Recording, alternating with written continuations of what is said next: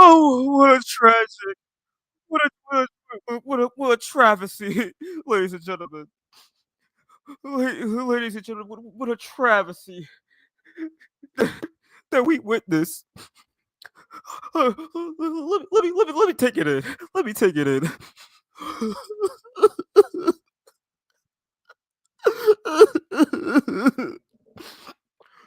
Oh my god.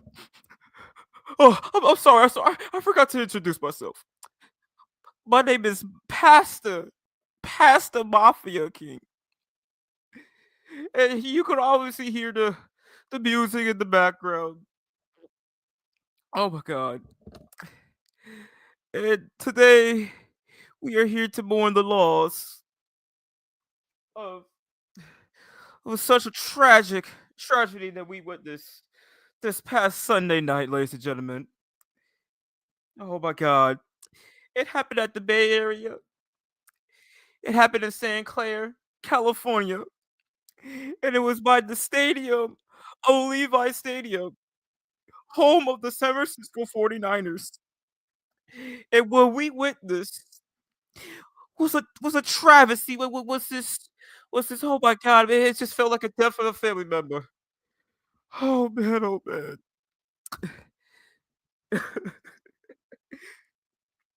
Today, today, ladies and gentlemen, we mourn the loss and the remembrance of a once proud franchise. A proud franchise that for 20 years ruled the landscape of the NFL, led by a legendary quarterback of the name of Thomas Edwards Patrick Brady II and William Belichick. They ruled the landscape of the NFL for nearly 2 decades. And then after the departures of both of them, this once proud franchise turned their cheeks to a new regime of bringing back some old faces, like Mark Vrabel, who was once a proud player of this once proud franchise. And then they drafted some guy from North Carolina, goes by the name of what's his name, Derek Maverick or whatever. Excuse me, what? Drake Maye. His name is Drake Maye. What kind of name is that? Drake Maye. Is he? I mean, like, what type of name is that? I mean, like, what kind of name is Drake May? I mean, like, we're talking about Mayflower or the month of May. His name is actually Drake May. Okay. Thank you, Reverend. Thank you, Reverend. Thank you for that. Oh my God. So this guy named Drake May, he he I guess he was the new single color of this once proud franchise that was going to take them to new heights and new beginnings. And he was going to once make them once of a dynasty once again.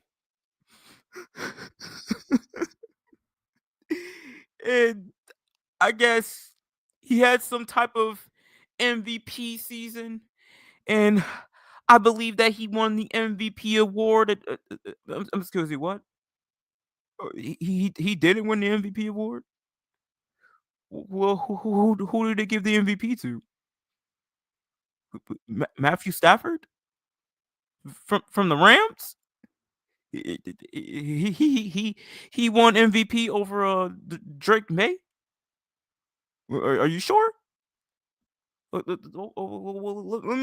me see the votes. Let's see. 24 votes went to uh Matthew Stafford, and 23 of them went to Drake May.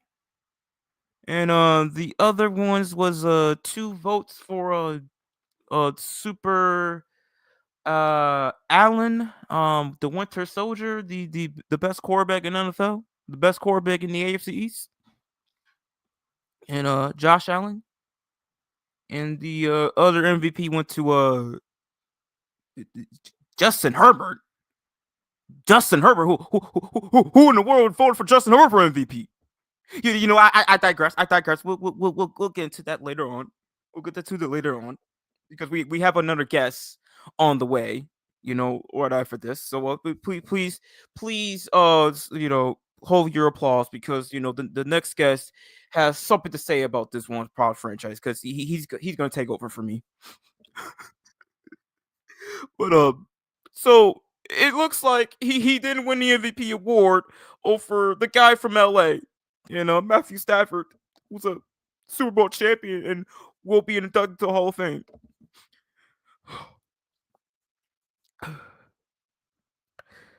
So I guess Drake May led the Patriots back to a Super Bowl since the great Tom Brady and the great Bill Belichick did it just a couple of years ago. And they and I guess a lot of people thought that them going through a hard tough road going against somebody like a Lamar, a Burrow, a Allen, a Lamar that they beat all these guys to get to the Super Bowl. I'm sorry. What? They I'm sorry. Come again? They didn't play a Lamar, a Mahomes, a Allen, and a Burrow to get to the Super Bowl. Who they play? But Justin Herbert with a injured offensive line, a CJ Stroud Texans defense who threw 4 picks, and a backup quarterback and their former quarterback and Jarrett Stidham in Denver.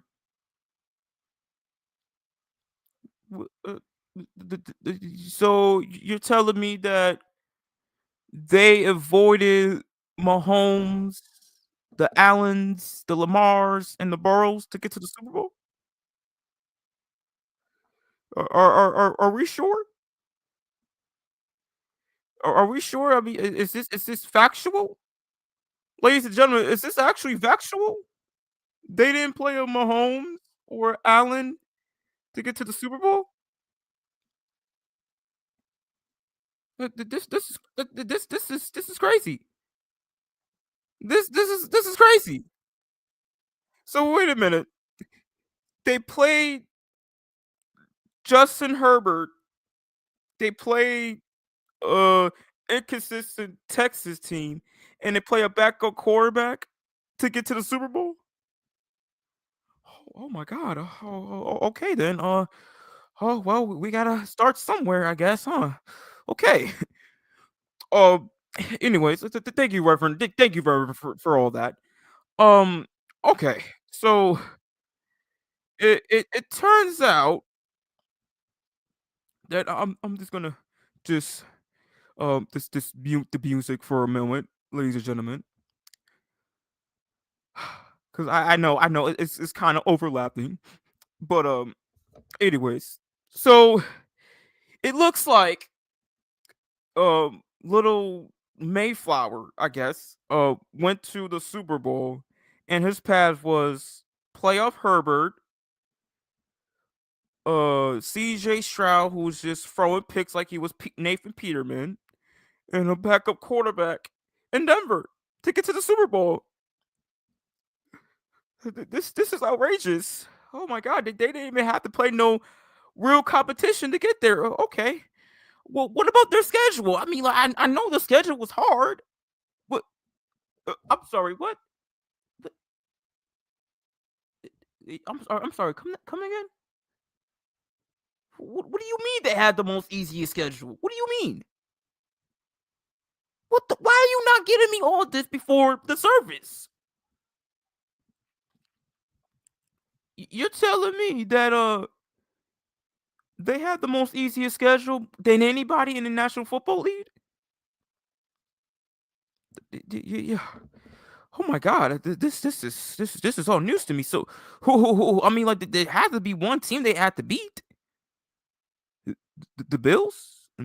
Really? They beat the Bills? Was that in Buffalo or in Foxborough? Oh, okay. So they split. Okay, so they beat the Bills in Buffalo, and they lost to the Bills in Foxborough. Well, how did that happen? They blew a lead? No, really? The Patriots? They blew a 21-0 lead at home to the Bills? Really? That happened? Did they pull? They had their own Atlanta Falcons choking style in front of their own fans in the snow? Really? Drake Maye didn't throw not one touchdown against the Buffalo Bills this year, and he threw a pick as well. Oh my God! Oh, okay. Well, these are just nuisance to me. But can you please give me all this before I start the service? Thank you, Reverend. I mean, like, come on, man. We're trying to have a moment of remembrance here. Jesus Christ. Okay, so it looks like the Patriots have the most easiest schedule in the whole National Football League. So they have the most easiest schedule, and they had a easy path to a Super Bowl. Okay. This is news. But so okay.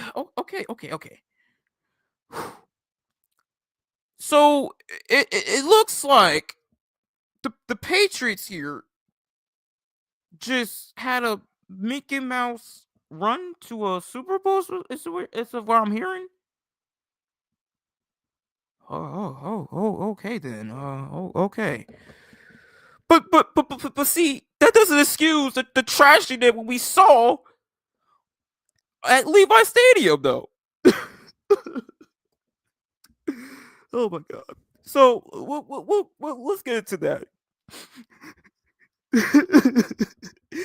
The tragedy that we saw, ladies and gentlemen, on Sunday night this past week was that not only that the New England Patriots lost, but oh my God, they got they just, I mean, like, it was a butt whooping that a lot of people just witnessed. I mean, like, children were crying, women, they don't know what was going on, and the men, they just watched in silence. They just watched in silence. I mean, like, it was a massacre that what happened in Levi Stadium, ladies and gentlemen. I mean, they got a butt kicking by a team from Seattle. I'm told the Seattle Seahawks, the team that they beat before just 11 years ago in the Super Bowl that they should have lost to if it wasn't for them wasn't for Seattle to not run the ball in with Marshawn Lynch at the goal line. Oh, I mean, I talk about sweet revenge, huh? Oh man. But surely Drake may play a well enough game though, even in a blowout. What? What do you mean he didn't? What are you talking about? He had 2 touchdowns and 2 picks. Well, how many yards did he have? 295. Well, that's a pretty good game. I'm sorry. What? What do you mean that came in the fourth quarter? What do you mean? What? He was what? He was stat padding. What do you mean this man was stat padding? He was stat padding in the fourth quarter, and they got those touchdowns in the fourth quarter. Oh my God. Oh, Jesus Christ. Wait, what? He threw a pick and he had a strip sack fumble pick? Well, how did that happen? His offensive line? What do you mean? You telling me that his offensive line just let him got killed out there? No, that couldn't happen. I couldn't have sworn that the draft pick they had from LSU said he was gonna die for Drake Maye. What? He didn't die for Drake Maye. He just died from himself. What? Oh my God. Oh, Jesus Christ. Well, hopefully that young man turns his career around, or else the Patriots could have a bus of a lineman. Oh, Jesus Christ. Oh my God. This is news to me. But can you please bring me the news of all this before the service? I would like to know all this. I mean, this is very emotional. Someone just died. Come on. Amateurs. But, so it looks like Drake Maye was stat padding in the fourth quarter, and he had 2 picks. 2 picks. But 2 touchdowns, though. And I guess what I come off of all this is that Drake Maye, come on, man. I mean, it's his first go around, man, at the ball, man. I mean, a lot of quarterbacks ain't that good in the bowl their first time around. You know? I mean, like, look at it. Patrick Mahomes. I mean, he wasn't good in his first Super Bowl, but he came out with the win. Man, oh man. But don't worry, he's only 23. He'll be back. You know, a lot of quarterbacks in their second year, they usually go back to the Super Bowl. They usually go back to the Super Bowl. You know, but what? Excuse me, what? What do you mean? What? Hold on, time out. What do you talk about that a lot of second quarterbacks don't go back to the Super Bowl after reaching it in their second year? I mean, did you not see Joe Burrow go back to the Super Bowl? And what? Joe Burrow didn't go back? He didn't? Oh. Oh man, Joe Burrow hasn't been back to the Super Bowl since his second year, huh? Okay. Well, Dan Marino. I mean, Dan Marino went to a Super Bowl in his second year. He went back to Super Bowl. What? Dan Marino didn't go back to the Super Bowl after reaching his second year? No, really? He was 23 as well, just like Drake Maye was? And he lost to an NFC team as well? A team from the NFC West? What? And he got blown out too? Oh my God. Oh my God. So, wait a minute. So, hold on a minute. Joe Burrow didn't go back to Super Bowl after reaching his second year. Dan Marino didn't go back to Super Bowl after reaching his second year. And they lost. So, you're telling me that history is not on Drake Maye's side? Oh, dear God. Oh, man. Oh, boy. Well, hey, I mean, it's not easy going back to the Super Bowl. Yeah, I mean, just not. It really isn't. But, we'll see what happens. But, oh, man. I mean, what about Drake May in the playoffs? I mean, I'm pretty sure he did all right. I mean, I'm pretty sure the Super Bowl was only his bad game. What? What? What do you mean he looked bad against the Chargers? Really? Well, okay. You know, first playoff jibbers. You know that happens to everybody. Well, what about against the Texans? I mean, he surely put them to the ground. I mean, what? Excuse me, what? He was bad against the Texans too. What? Oh, okay. Well, the Texans defense has been traumatizing a lot of quarterbacks this whole entire season. So okay, that's reasonable. Okay, but the Broncos, I mean, with a backup quarterback, I mean, surely that Drake May, put a beating on them too as well. What? What do you mean it was 10-7? It was 10-7 the entire game? Really? And this was before a blizzard happened? I mean, well, it is Denver, so it does snow a lot there. Okay, well, I'm assuming Drake May put up like, so many passing yards and what? 86 yards? What do you mean he put up 86 yards? Okay, well, that must have happened during the blizzard. What? He had those yards before the blizzard? So he had those yards before the blizzard? So wait a minute. You're telling me that he was bad the entire game before and after the blizzard, and he had 86 yards the entire game and put up just one rushing touchdown? Oh boy. Oh boy. Oh, okay then. Okay, well, surely it's not the worst playoff. Well, surely it's not the worst playoff run for a Super Bowl caliber quarterback, to go to the Super Bowl. I mean, I'm sure. What? He has the worst playoff run than any other quarterback in NFL history? Really? Worse than Trent Dilfer? What? Really? Worse than Trent Dilfer? The same Trent Dilfer that got carried by the 2000 Ravens that won the Super Bowl just 26 years ago? Really? Oh man. Oh wow. Okay. Okay. Okay.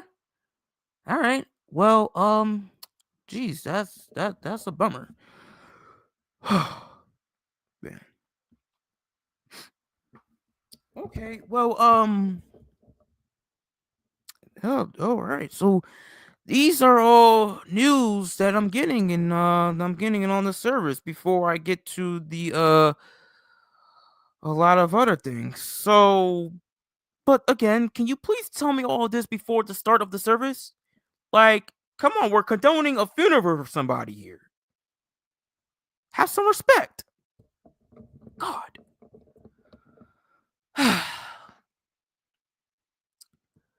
So, ladies and gentlemen, what I have learned is that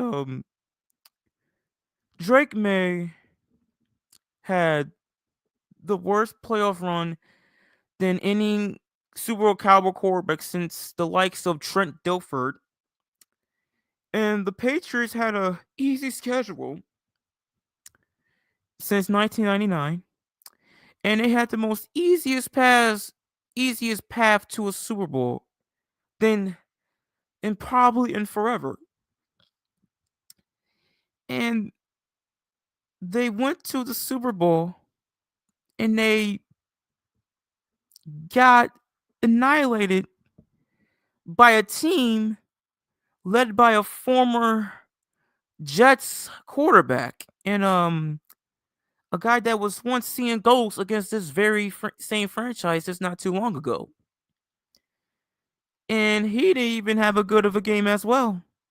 But he did more than Drake Mayflower, or as some people like to call him, Drake Trent Dilfer May. You know? So, ladies and gentlemen, I I have the verdict. This is that the Patriots, New England Patriots. I mean, it's really tragic. It's really tragic what happened to them. It really is because it's just so sad to see somebody who was once so great just drop down and get humiliated in front of a whole wide audience on national TV. in the biggest game of the year. Oh man. Oh, them poor Patriots fans. Oh man. I know they're suffering right now. I know they're suffering because they thought they was gonna get a seventh Super Bowl. They was gonna get a seventh Super Bowl without Tom Brady or Bill Belichick by their side. That this was gonna be a new dynasty led by Mr. May and Mr. Vrabel. And they couldn't do it when it mattered the most. They got outplayed by a former Jets player. And they got outplayed by the running back who was gashing up their run defense. The run defense that was so great against everybody this year. And they just folded when it mattered the most. Oh, man. Jesus Christ. Jesus Christ. Oh, man. Oh, man. Oh, man. Oh, man. So, ladies and gentlemen, please gather around as we bow our heads. Because I'm going to play the music back on. As we bow our heads for the remembrance of the New England Patriots season. May they rest in peace.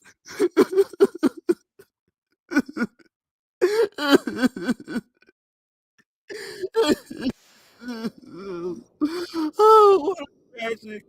Oh, such tragic. Oh,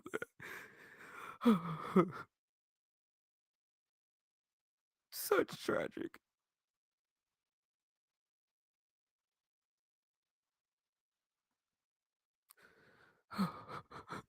Oh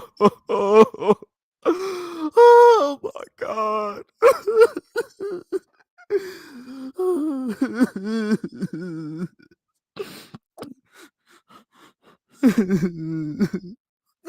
Oh, such tragic, such tragic. The poor Patriots fans and poor people of Foxborough. Oh, poor Robert Kraft.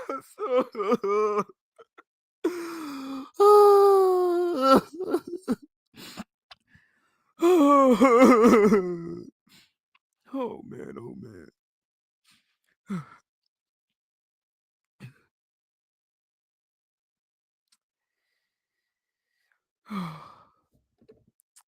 Ladies and gentlemen, as we gather here today, I would like to thank every single one of you for tuning in for this funeral service of the remembrance of the New England Patriots, of the New England Patriots season, and all their accomplishments throughout the years, with the cheating, to the flakes, the robberies, everything. You know, I would like to have a remembrance of this once proud franchise, of being so dominant, so great, to looking like a bunch of little Mickey Mouses running around. Oh man, oh man. Oh man.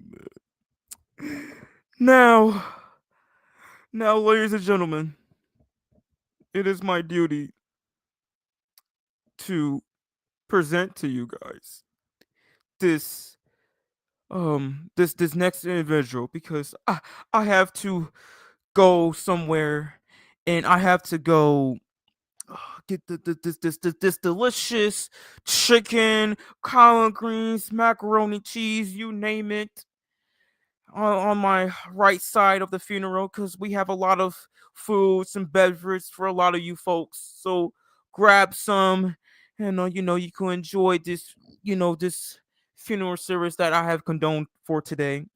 You know, so before I hand this off to the person who's going to take over this whole entire live funeral service, I just want to thank you, everybody, for coming in today.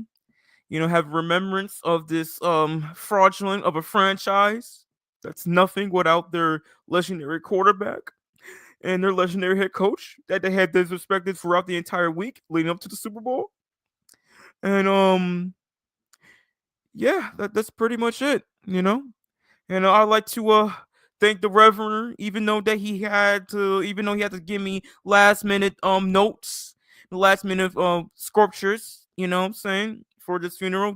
Next time when we conduct a whole funeral service, please have all of these notes and all these factuals ready before we start the ceremony. Okay? So that being said, ladies and gentlemen, I'm going to play this clip. Okay, and it's about Drake Maye, ladies and gentlemen. It is about Drake Maye, of all people. Okay, so once this clip is played, there will be another clip, and that's when you will see the next guy coming up.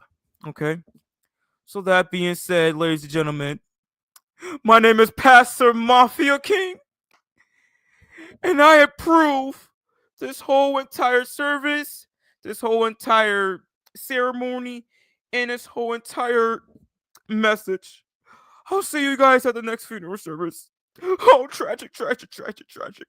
The poor Patriots. Okay, okay. Let me play this video. Oh man. So Kobe Bryant broke his fucking hand, and he did that. That's what legendary players do. LeBron, legendary, 3-1 comeback, came back. Kevin Durant got his foot on the line, went into overtime. He did score, bro. He didn't put up no buckets. Stop calling that man legendary because he won with Steph Curry, the greatest shooter ever, Klay Thompson, a top 3 shooter ever. Stop calling that, because when Westbrook went down, he got smoked out by Memphis. When they played the Spurs, he got smoked out. When they went up against Golden State, he blew a 3-1 lead. He choked. Legendary. Michael Jordan, Kobe Bryant, LeBron James, even fucking Kareem Abdul-Jabbar, Magic Johnson as a rookie, 45 points, Larry 17 Bird, rebounds, triple-double. Larry Bird, legendary. These are legendary. Hakeem Olajuwon is more legendary than Kevin Durant. That's what we talking about right now. Stop talking about KD like he's this guy. He's not that guy. He's a Slim Reaper. He's garbage when it matters. He's garbage. Protect Drake Maye. What kind of tone are you going to set on this offensive line? I'm gonna fight and die to protect them with everything I've got. Lyman, they're flinching, and they can. You give up 1 sack a game for 12 games, you're gonna work at Amazon. Quarterback, and Derek Hall, one of the more powerful pass rushers for Seattle, and you can tell. Easy throwing here. But he's going to jump out of the way. He saw it coming from the other.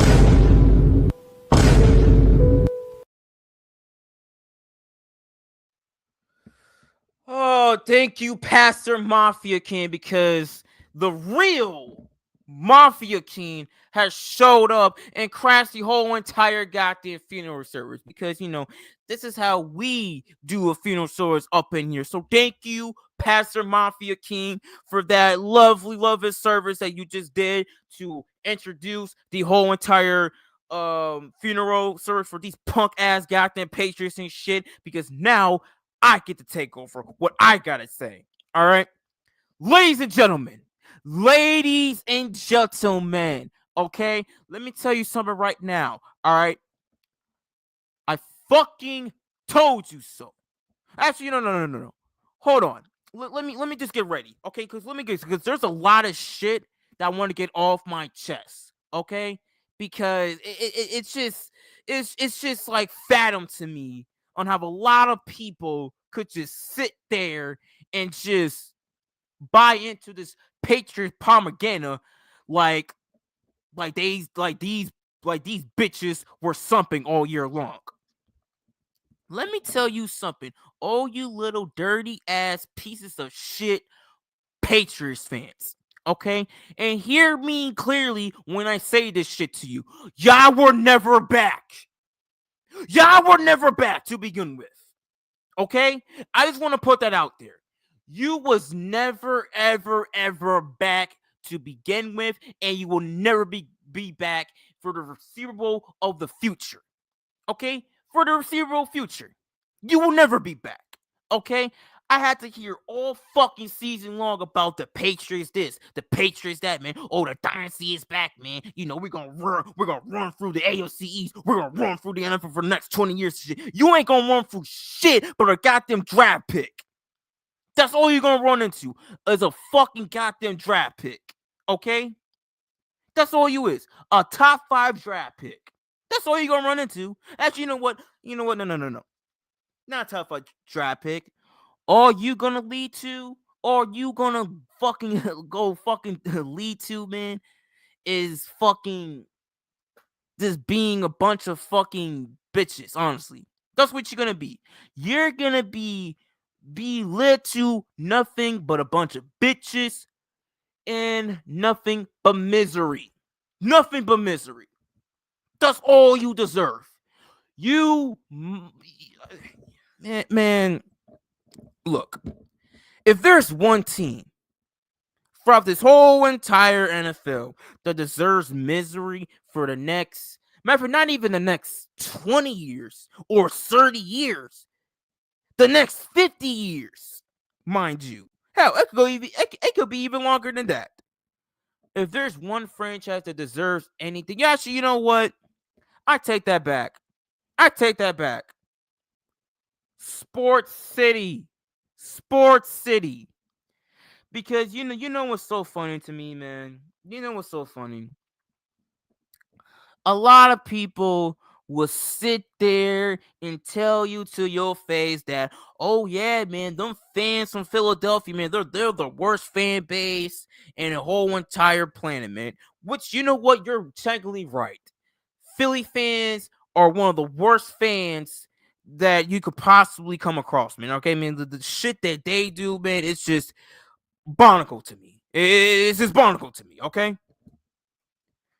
But if there's one fan base that could really rival them, that could really take that number 1 spot for them for an all eternity, it will be these bitches from Boston, man. It will be these damn bastards from Boston. Because y'all got a lot of nerve. Y'all got a lot of damn nerve, okay? You really do. Let me just say it out here of why Boston sports fans are just one of the worst. Number 1, they can't take self-criticism to this day. Okay, I mean, like, this is the only fan base I know. Only sports fans that I know that can't take self-criticism for nothing. They can't take self-criticism for nothing. It's just mind-blowing to me because New York can, Philly can, fucking those damn motherfuckers from LA can. I mean, why can't Boston take no self-criticism when people talk about them? It's we're always attacked. We're underdogs, this and this and that. Excuse me, how in the blue hell are you underdogs? How are you underdogs? Because what? No one believed in your fraudulent ass team all year long? Is that why? Is that why you guys believe that it's us against the world? Whoa, it's me, huh? Who the hell do you think you are? Who in the hell do you think you are? You ain't special. You ain't pretty. You ain't nothing. You ain't nothing. Okay? Like Boston fans, you know the problem is with them. You know what's really, really wrong with them is that they're just so obsessed of hating New York so badly, but yet they want to be everything just like New York. It just hurts y'all so badly that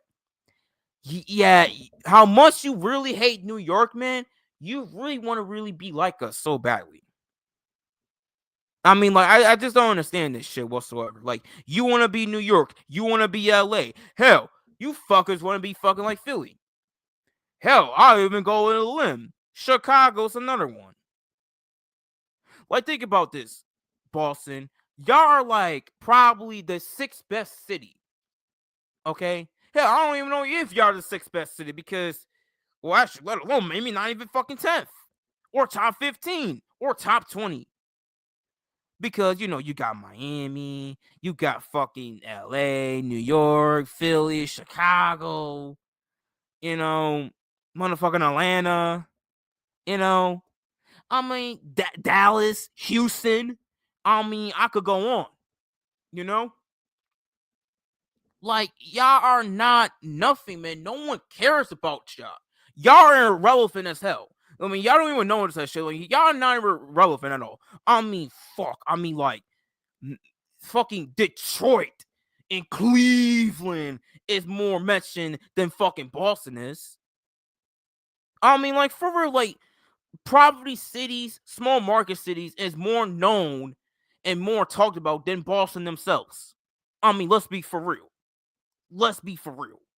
Okay? Like, I hear it's San Antonio more than I hear damn Boston, Massachusetts. I hear New Orleans more than I hear Boston, Massachusetts. I mean, like, what is we talking about here?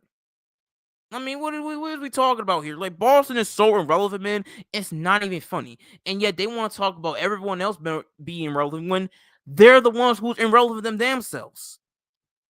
Hell, Arkansas is more talking about than y'all. I mean, like, what's up with it, man? What's really good? What's really good? Arkansas is more talked about than fucking Boston, Massachusetts. I mean, like, come on, man. I mean, like, what are we doing here? What are we doing here? What are we doing here, man? Like, what are we talking about? Fucking Boston. Man, fuck Boston. I hate everything about y'all, man. I hate your fucking city. I hate your fucking goddamn dirty ass water, your fishermen, everything about y'all I just hate, man. For real. I really hate everything about you. And fuck Ben Affleck too. Fuck Ben Affleck. You know? Actually, let me actually just go on a fucking limb here, okay? That Boston, I mean, like, y'all just I mean, honestly, man, when I really think about y'all, honestly, man, it's how I think about a lot of people, in a lot of other cities too. But y'all are like the gum on my shoe, bro. It's just that I honestly don't really want to remove, because it's like I'm just not ever gonna be done stepping on y'all every single time I walk through a house, a concrete and shit, just anywhere I be on, man. You know what I'm saying, man? I just keep on that damn gum on my goddamn shoe or boot so I could just keep on stepping on your fucking necks and make you fucking feel like how I fucking feel about y'all. Y'all ain't shit, you never been shit, and you will never amount to being shit. Okay? These damn Patriots fans had the gall to really fucking believe, to come out their fucking chest saying that, yeah, man, we gonna win the Super Bowl, man. We gonna beat Seattle, man. Really? You gonna beat Seattle? With who? With who? With who at quarterback? With who as your head coach? Because last time I checked, the only fucking goddamn the only time that y'all really ever really went to the Super Bowl and won no shits is by Tom Brady and Bill Belichick. And you know what? You damn Patriots fans make me sick even more. Because how dare y'all? How really dare y'all, honestly, to disrespect the one man, actually, excuse me, the two men that brought your franchise what it is today? Like, you Patriots fans really came out like a bunch of little girls, like a bunch of little sissies, because Tom Brady didn't pick y'all to win the Super Bowl. That, oh well, I don't have no dog in the fight, man. But I ain't gonna make a pick of a Super Bowl. You know what I'm saying? I just want to enjoy a good game. And y'all bashing for that? Really?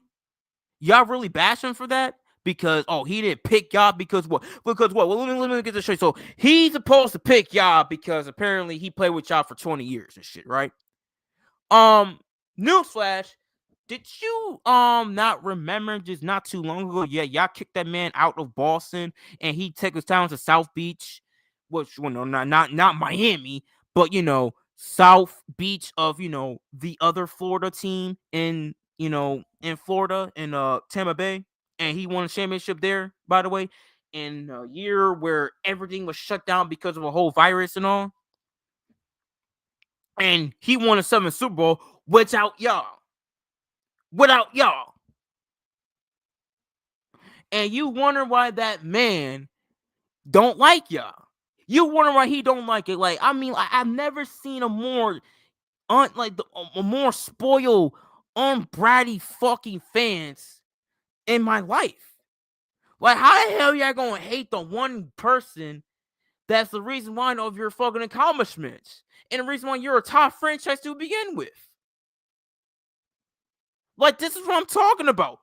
These motherfuckers don't deserve nothing. You don't deserve nothing. This is why I say this is why I say you deserve all but misery, poverty, all that shit for all eternity, because you deserve it. Look how you treat your own. Look how these fuckers treated Bill Russell back in the day. Call him the N-word and shit. And all the man ever did was brought y'all championships, and he's the reason why the goddamn Celtics is so fucking successful to begin with. A black man himself, God rest his soul, is the main reason why the Boston Celtics is a top franchise throughout the whole entire NBA.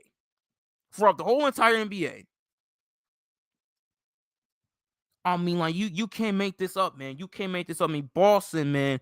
I mean, like, these dudes are so... They're so little brats, man. They're so spoiled, bro. And it's like, they shit on everyone else, but yet they even shit on their own. Fucking goddamn bunch of bitches. Pieces of shit. And this is why I say I'm going to keep on stomping on your fucking necks until every single breath of my goddamn body is gone from my damn lungs. Because, Boston, man, it's just like, there's nothing on this earth that makes me more happy to see a Boston team lose in a big championship. Nothing makes me more happy on this earth. Nothing more makes me happy to put a smile on my face to see one of your sports teams lose. It really do. It really do, because I love all misery Boston. I really do. Okay? Like, bro, I don't feel this way with Chiefs fans. I don't feel this way with Bengals fans. I don't feel this way with Ravens fans. I don't feel this way with Clippers fans, Suns fans, Warriors fans, Pistons fans, Bulls fans, you name it, bro. The only people I feel all this hatred with in my body, man, like I'm a Seth Rollins, like I'm a Roman Reigns towards CM Punk and all, is you. It's y'all. It's y'all. It's always gonna be y'all. Y'all are the top of my blacklist forever. And that will never be taken away until somebody else I just hate more than y'all takes over. And the Chiefs is making that case, to be honest with you, but it will never happen. It will never happen because, I don't hate Kansas City. I don't hate the city of Kansas City. I don't like the team, but the city, oh no, I'll go there. Cincinnati. I don't like the Bengals. I'll go there. I don't like the Ravens. I'll go to Baltimore. Hell, I can't stand the Dolphins fans, but I'll go to Miami. It's the only team in Miami I hate. It's the Dolphins. I do not like the Maple Leafs, but hell, I was in the 6 not too long ago. Okay? So I'll go to Toronto. I hate the goddamn Clippers, and I hate the Dodgers. I hate the damn Angels. But guess what, though? I'm a Lakers fan. Still gonna go to LA. Hell, shit. All honesty, I don't like the Cowboys, but I'll go to Dallas still, because the Cowboys are the only team I don't like. I don't like Philly, but I'll still go to Philly.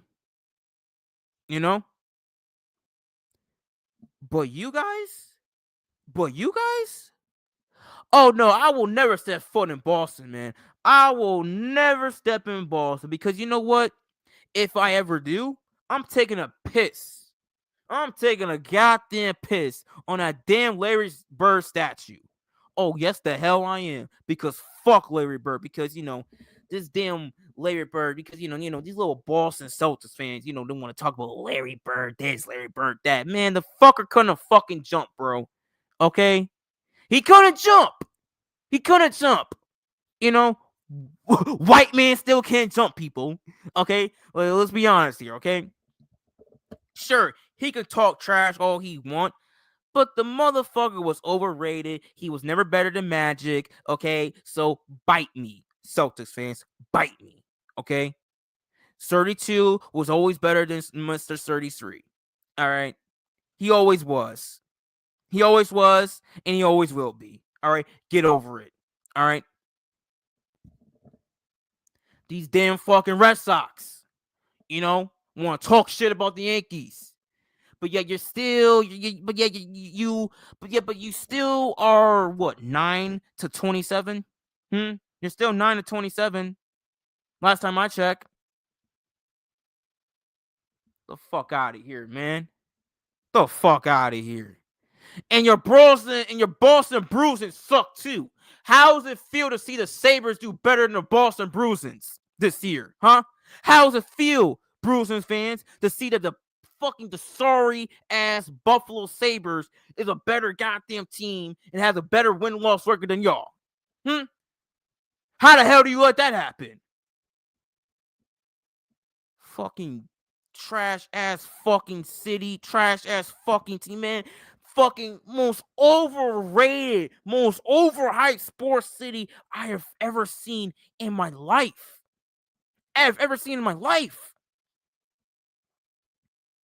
I mean, like, Title Town, the fuck out of here.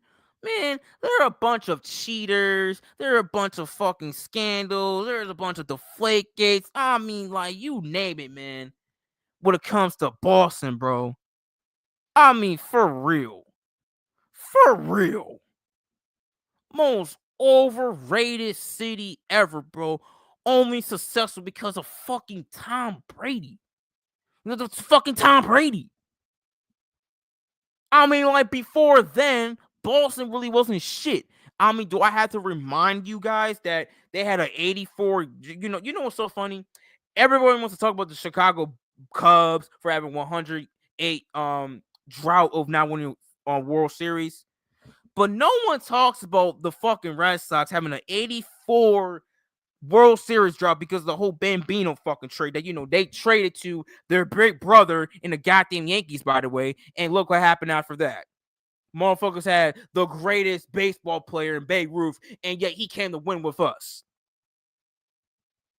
That should tell you everything about the Yankees and the fucking Red Sox.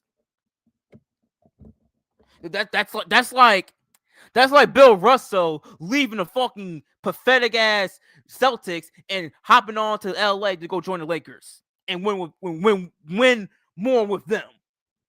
That's how it feels. Fuck out of here, man. Like, the fuck out of here. You know what I'm saying? I want to talk about, fucking the Cubs, their 108 drought, but yet these idiots then go for a 84, whatever it was, 86, whatever number it was. All I know it was an 80 something, and they had a goddamn drought and shit. But no one wants to talk about that. But we want to talk about the Chicago Cubs. Get the fuck out of here, man. Get the fuck out of here. Okay? Like, man, like, y'all make me sick, man. Y'all really do, man. Y'all really make me sick, okay? The way y'all really treat other fans and y'all treat your own players like shit, bro, who plays for your teams and shit, who brings you nothing but championships and all. I mean, you got a lot of balls. Y'all got a lot of nerve, a lot of balls, man. You really do. You really do. You really, really do.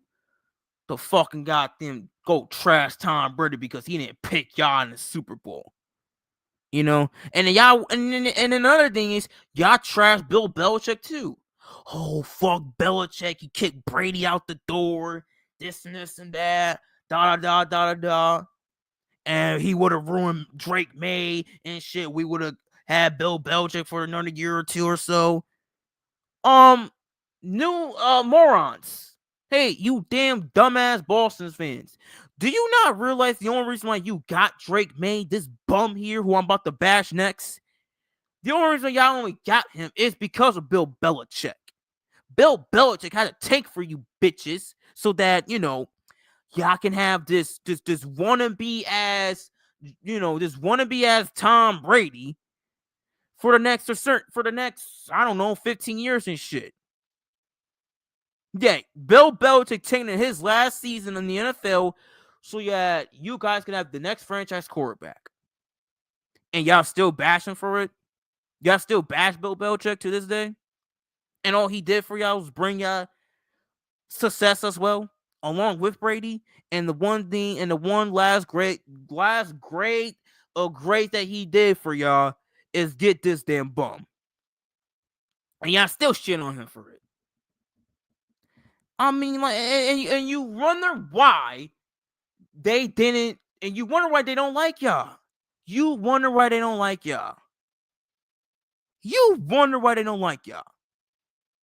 Kicking these dudes out the damn door, and they brought y'all nothing but success. Man, y'all should be ashamed of yourselves. Honestly, y'all should be ashamed of yourselves.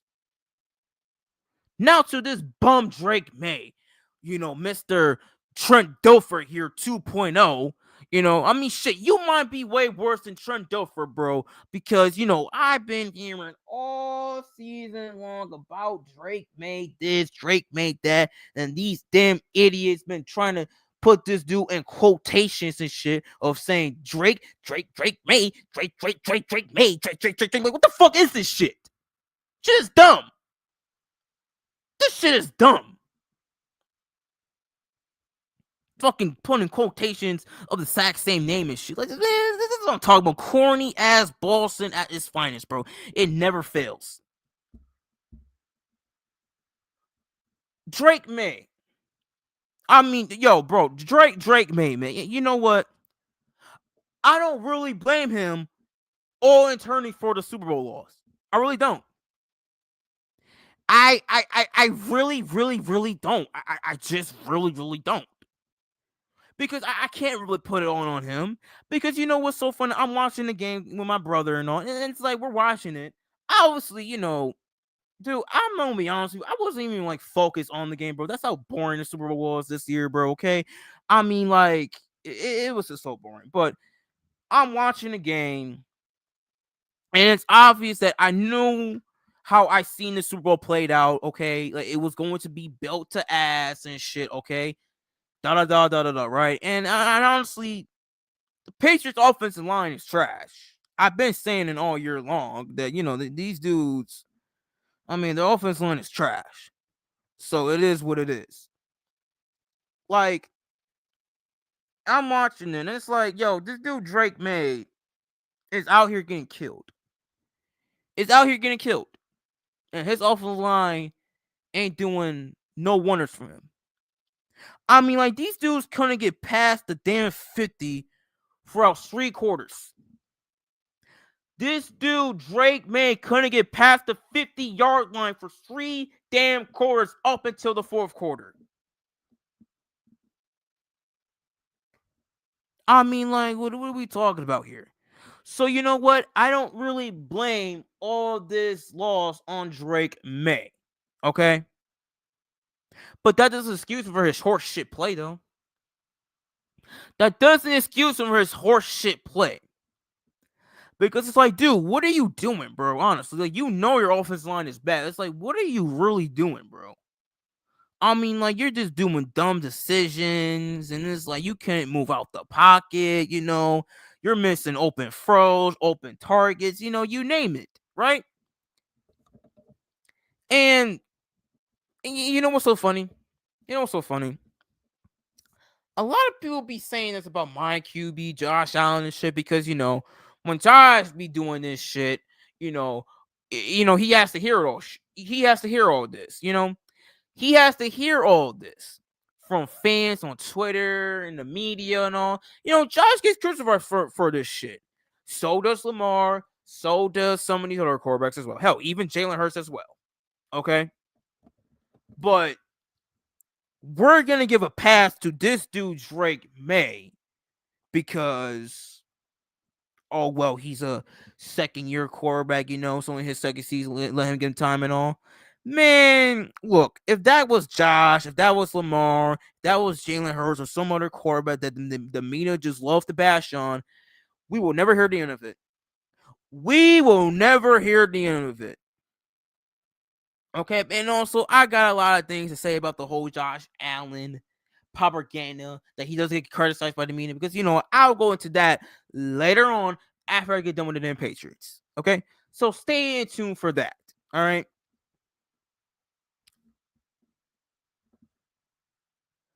Drake Maye gets a pass for looking like a horse shit quarterback because of the things surrounding around him that wasn't, perfection. I mean, okay, you're right, but he still played bad regardless of what. I mean, like, the dude had 60 yards going into the fourth quarter? The man had 60 yards going into the third quarter. I mean, going into the fourth quarter. And he decided to stat pad.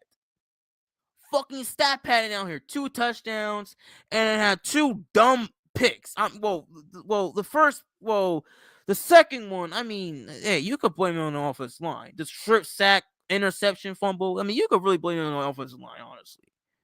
But that first pick, bro, I mean, it's like, dude, what are you doing?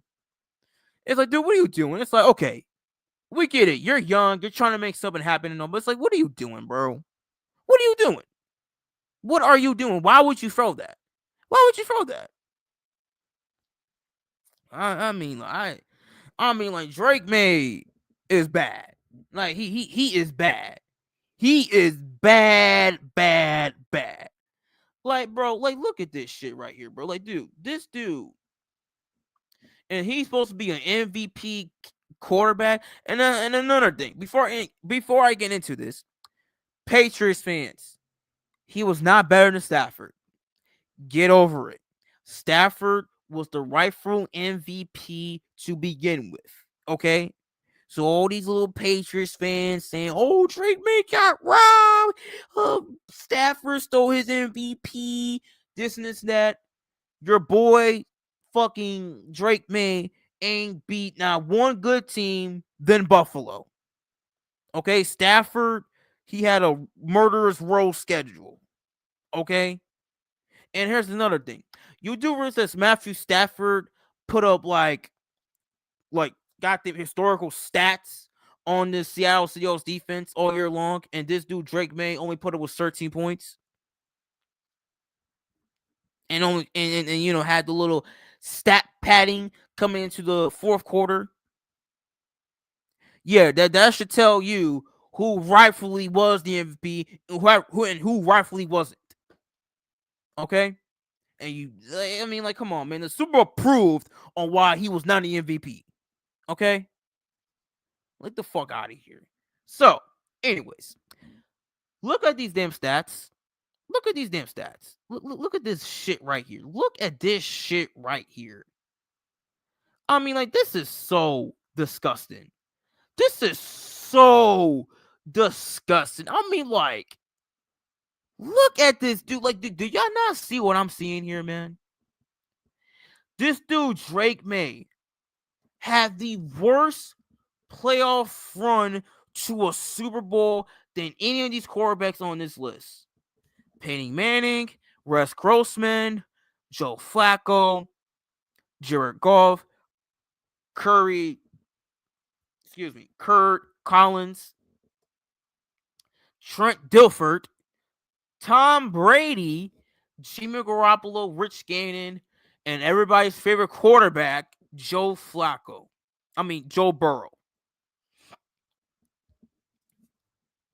And what's so funny is that I'm looking at the Tom Brady one from 2001, right?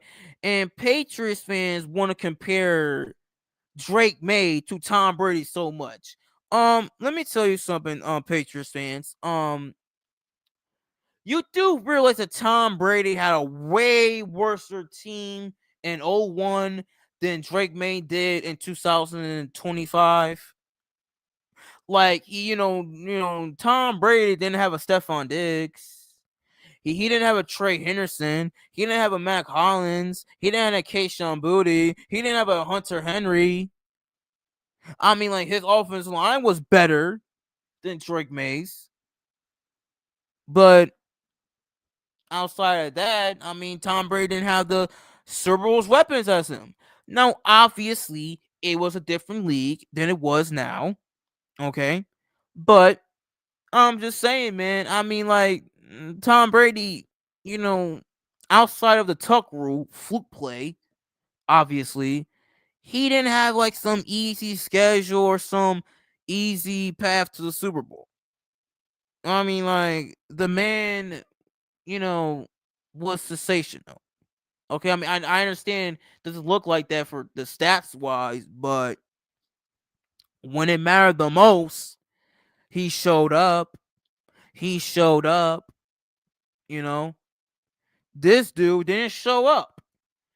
This dude didn't show up at all. I mean, like, look at this shit. How the hell are you worse than Grossman and Trent Dilfer, of all people? How can you be way worse? You an MVP quarterback.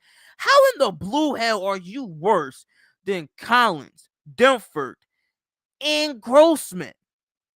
How are you worse than all three of them? And you were MVP quarterback. Man, Josh Allen would never. Josh Allen would never. You know who else would never? Lamar Jackson would never. Like, all the shit that people give Lamar Jackson looking horse shit in the playoffs, he doesn't look like this. He doesn't look like this. I promise you this. If Lamar Jackson goes Super Bowl, he won't have this type of stat line, this total of EPA. He won't have that. He won't have that. Neither will Josh. Okay? Get the fuck out of here, bro. The fuck out of here, bro. Like, you on Joe Burrow shit. You are on some Joe Burrow shit, bro. Honestly. But the only difference is, and then that's another thing. Let me just talk about this shit real quick. This whole Joe Burrow and Drake Maye comparison. Let me explain something here, people. Okay. I am not the biggest Joe Burrow fan. Okay, probably never will be, unless he changes, unless he makes me believe that he can actually be an actual good playoff quarterback, in the playoffs. Okay, because this dude has never thrown for 5 touchdowns, 300 yards, and never thrown for fourth quarter touchdown pass. I mean, the one thing I will give Drake Maye is that he has thrown a fourth quarter touchdown pass. That I will give him over Joe Burrow. Okay, this dude Joe Burrow has been to the playoffs twice, and he's never thrown a fourth quarter touchdown pass. Never has. Okay? But besides all that, Joe Burrow didn't have no easy run to a Super Bowl. He didn't. Because, I mean, okay, if you want to say the Raiders, okay, but that's Derek Carr. Like, we knew he was going to beat the Raiders because, they had a sorry-ass quarterback in Derek Carr, who, by the way, wants to come out of retirement and, wants to join, that damn team in New Jersey that wears green, So, Just fans, prepared for the season to be over, which it already was. It already was. Okay?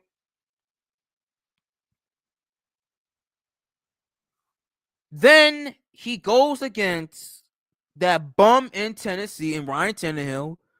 He got sacked 9 times, which, you know what, it's so funny. Like, this is the difference between him and Drake Maye, right? Joe Burrow had no offensive line when he went to that Super Bowl. And he got sacked 9 times by Tennessee, and he still won. Okay? Yes, you can say the defense carried him. Okay? But this dude got sacked like, 6 times or something like that, and he couldn't do nothing with it. I mean, like, you are literally mobile, way more mobile than this dude Joe Burrow. Like, you couldn't use your legs a little bit more, knowing that you had a trash ass offense. You know what's so funny, man? You know what's so funny? Before Josh Allen had the offensive line that he had, man, do y'all not know Josh Allen was running lanes and shit and all that? He didn't really hold on to the ball that much and all when he didn't have an offensive line throughout his rookie year in 2022, and then we gave him offensive line from 2023 up until now. Y'all do realize that, right? That Josh Allen was literally running around like a wild animal because his offensive line couldn't protect shit for him. And he put the offense on his back by using his legs and all when he was a bit younger. I mean, he still does it, but not as frequently as he does because, he has an offensive line now that could, somewhat protect him at some occasions. And Patriots fans has been comparing this dude, Drake Maye, to Josh Allen. Well, I'm not seeing shit outside of him running. I'm not seeing shit. This dude can't carry the team on his back like Josh. He is not as big as Josh. He's just not. He's not that. He's just not Josh. Okay? He's just not Josh. Okay? He's just not. Okay? He really is not. Like when Josh Allen was like a young 22-year-old, young 23-year-old bro. When he had no offensive line, he was using his fucking legs. He was using his legs because he knew his offensive line was not going to protect him. He just knew. Like that's what an MVP quarterback looks like. An MVP caliber quarterback looks like by putting a team on your back when shit don't go right. This dude, shit needs to go right for him. Shit needs to go right for Drake Maye, man. It really do. It really do. It really do, man. It really do. Like it's just like I don't get it. No, I just don't get it. I don't know what the hell these idiots from Boston seeing this dude, but then again, they did the same thing with Matt Jones, and they're doing the same thing with him. All right, they just see a white sort of quarterback that could throw the ball and do whatever, and then they think that he's the next Tom Brady or the next Josh Allen or the next Mahomes or whatever. All right, hell, they're thinking that this dude is the white version of Lamar Jackson, for crying out loud, which he's not. He is literally the white version of Justin Fields. That's who he is. He is the white version of Justin Fields until proven otherwise. Like, dude, Drake Maye, man, he's just not. He's not that, okay? And back to Joe Burrow. So, Joe Burrow then, he came back against Mahomes and Arrowhead down 21-3, and he came back and he beat them in overtime and went to the Super Bowl. And we all know what happened after that, okay? So, and I'm saying all this because they want to compare his run from Joe Burrow's landscape. Joe Burrow beat the dude that ruled the AFC to get to the Super Bowl. Okay? He didn't play against no backup quarterback. There was there was some BS in the way, but it wasn't like this with the Patriots. Okay? It really wasn't. Okay? Joe Burrow beat Mahomes. Okay? He beat Mahomes to get to the Super Bowl. And yes, he ultimately failed. But guess what, though? You know what the score in that game was? When he lost to the Rams, it was 20-23. It was 20-23. He didn't get blown on Super Bowl. He faced an NFC West team, but he didn't get blown out. This dude did in his second year. And guess what? Joe Burrow, he had like a pass rating of like 100 in that Super Bowl. I know the stats don't say wise, but he had a passer rating. And yeah, he had 1 touchdown pass, but that was about it. But it wasn't no garbage time touchdown, I'll tell you that for much. Like, man, like, get out of here, bro, with this whole comparing him to Joe fucking Burrow and shit. Man, he ain't nothing on Joe Burrow's level, right? He can't even hold Joe Burrow's strap strip. Okay? He can't even hold Joe Burrow's jack strip, bro. Honestly, he can't. Neither Josh's, neither Lamar's, neither Mahomes, okay?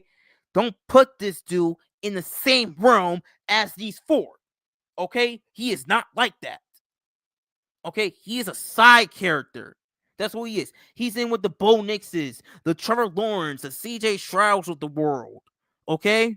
That's who he's with. Okay? He's nothing. He's nothing at all. Okay? Like Drake Maye, he's not it, man. He's not it. He is not it. Okay? He is not it, man. He's not it. He's not it. Okay? And you know who else is not it? This traitor.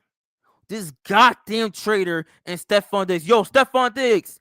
How does that fucking L taste, bro? How does that Super Bowl loss taste, you bitch? You fucking traitor, you snake?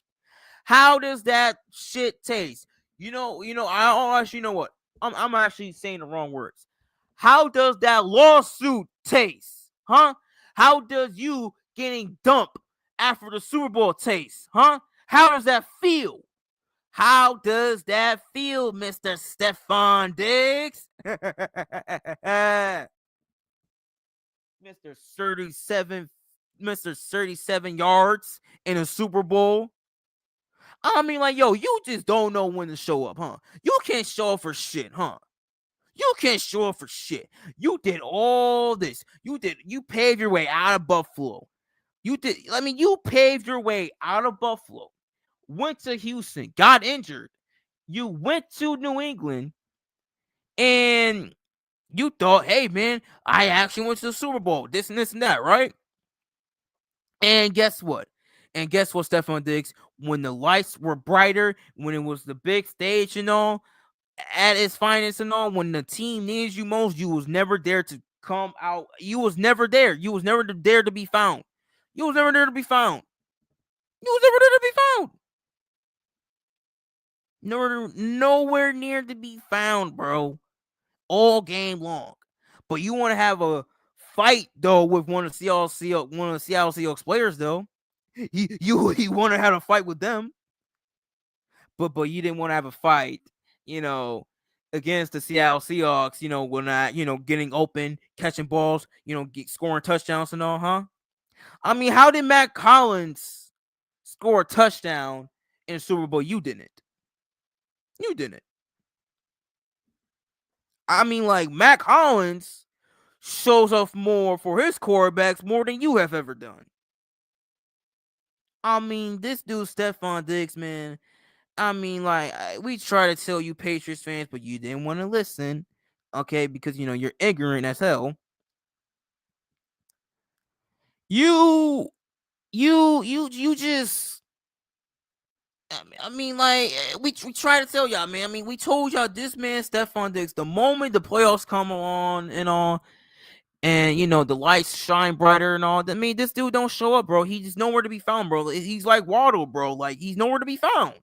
Nowhere to be found, man. Like, you got to put out the APP on this dude, Stephon Diggs, bro. Honestly, like, cause he's nowhere to be found. I mean, he's on a missing poster all across the goddamn neighborhood. I mean, like, you can't make this shit up. You can't make this shit up. You just can't. You just can't. All right, you just can't. Man. I swear. I mean, Stephon Diggs, man, you just can't win nowhere, man. Whether that's in Minnesota, Buffalo, Houston, and New England, because everybody been telling me that, oh well, the Orange Right Stephon Diggs didn't win in Buffalo, Minnesota, and Houston because those are poverty franchises. You know what I'm saying, man? If he went to a franchise that's had historical winning and all, that's actually won before, he would have had a Super Bowl and all. Well, he just went to a franchise that has a lot of winning and all, but yet he still didn't came home with the brass ring. So it's like at this point, Stephon Diggs, you might as well just hang him up. And oh, well, actually, no, you are about to hang him up because your ass is going to jail tonight. Your ass is going to jail tonight. Your ass is going to jail tonight, man. Hey, Stephon Diggs, it was nice knowing you, bro, but just don't drop the soap.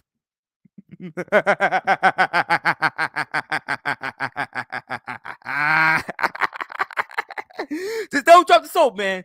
Just don't drop the soap, okay?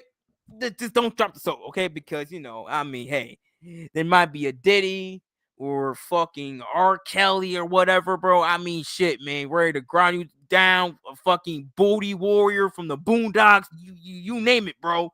They about to, oh man. You had a nice career, man, but it's over now, okay? Okay, you got dumped. You about to be in fucking goddamn jail for God knows how long and all, but who knows? Okay. So it is what it is, okay? So fuck Diggs. Fuck Stephon Diggs, that trade ass snake, you know what I'm saying, man? Because I'm what made me more proud, man, about this Patriots loss on Super Bowl Sunday, man, is just that seeing Stephon Diggs not getting a Super Bowl ring, seeing Stephon Diggs not performing on the brightest stage of them all. You know what I'm saying? Because every time Stephon Diggs in the big game, man, he's nowhere to be found. Nowhere to be found. You know what I'm saying? So, later, Stephon. See you never. Fucking snake. All right, and if you're wondering why I'm not calling Mac Hollins a snake, because Mac Hollins was only with us for 1 year. Okay, he was only with us for 1 year, people. Okay, let's get that straight. But he still went to the ops.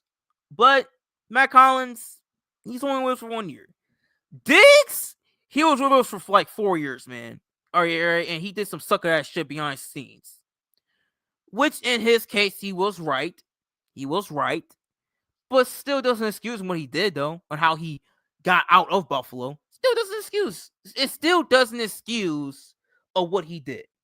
Okay, he was right about the organization, but it still doesn't fucking goddamn excuse him what the fuck he did. Okay, I mean it just doesn't. Okay, so it is what it is. So we're done with Stephon Diggs. Fuck him. Okay, like fuck Stephon Diggs. Okay. Now, Will Campbell. I mean, there's not really much to say, honestly. Will Campbell. I mean, like shit. I mean, you didn't die and you didn't die and protect your quarterback. You didn't die and play your quarterback. And honestly, like you said, man, if you ain't doing your job correctly, man, you gotta start working at Amazon, man. Well, you might as well hand out your job application at Amazon, bro, because that's exactly where you about to be heading, man. I mean, like, yo, Will Campbell, man. I mean, look, I thought Patriots fans were lying to me when they said that this dude has T-Rex dinosaur hands and all. I'm like, what are y'all talking about? T-Rex dinosaur hands. I mean, what are you talking about? And by me watching him play and all in that Super Bowl and throughout the whole entire playoffs, oh no, these dudes were right. These dudes were right. Yo, Will Campbell got some T-Rex dinosaur hands, man. And they drafted him? It's like, okay, the dude have some small hands as a offensive guard, which is crazy to me. But you still drafted him? Still? I mean, don't get me wrong. He was the best offensive lineman in the whole entire draft. But the man has small hands. Like, how the hell he's gonna protect your quarterback from these NFL caliber defensive players? If his hands is small like a goddamn dinosaur. What the hell? Oh, I mean, Jesus Christ. Jesus Christ. I mean, the dude is a liability. Now, don't get me wrong, he is a rookie. he could improve, but the way how I'm seeing it, man, I don't know, man. I don't know, man. He might be getting that bust label, you know, unless something changes. Unless something changes. So it is what it is. I have no beef with him because I don't know him. I mean, look, I have no beef with no damn offensive lineman, honestly. Okay, and I really don't, unless it's Roger Stoffel, and that bum that didn't do shit for Josh. Okay, so it is what it is. But outside of him, man, I have no beef with no Will Campbell. Okay, like I just don't really care, honestly. But I just think that the clip is just hilarious to me that the man said on draft day that I'm gonna die and fight to protect Drake Maye. Which honestly, I'm gonna be honest with you, that would have got me hype up too to hear that an offensive line draft pick would have said that about my quarterback. I would have got fired up too because hey, hey man, that's what's up. That's what's up. That's the type of mentality you should come on into going into the draft. I mean, it's a funny clip, but hey, hearing somebody say that about your quarterback, that hey, they're gonna fight and die and protect and all. I mean, hey, that would have got me fired up too. Just let you know, that would have got me fired up too.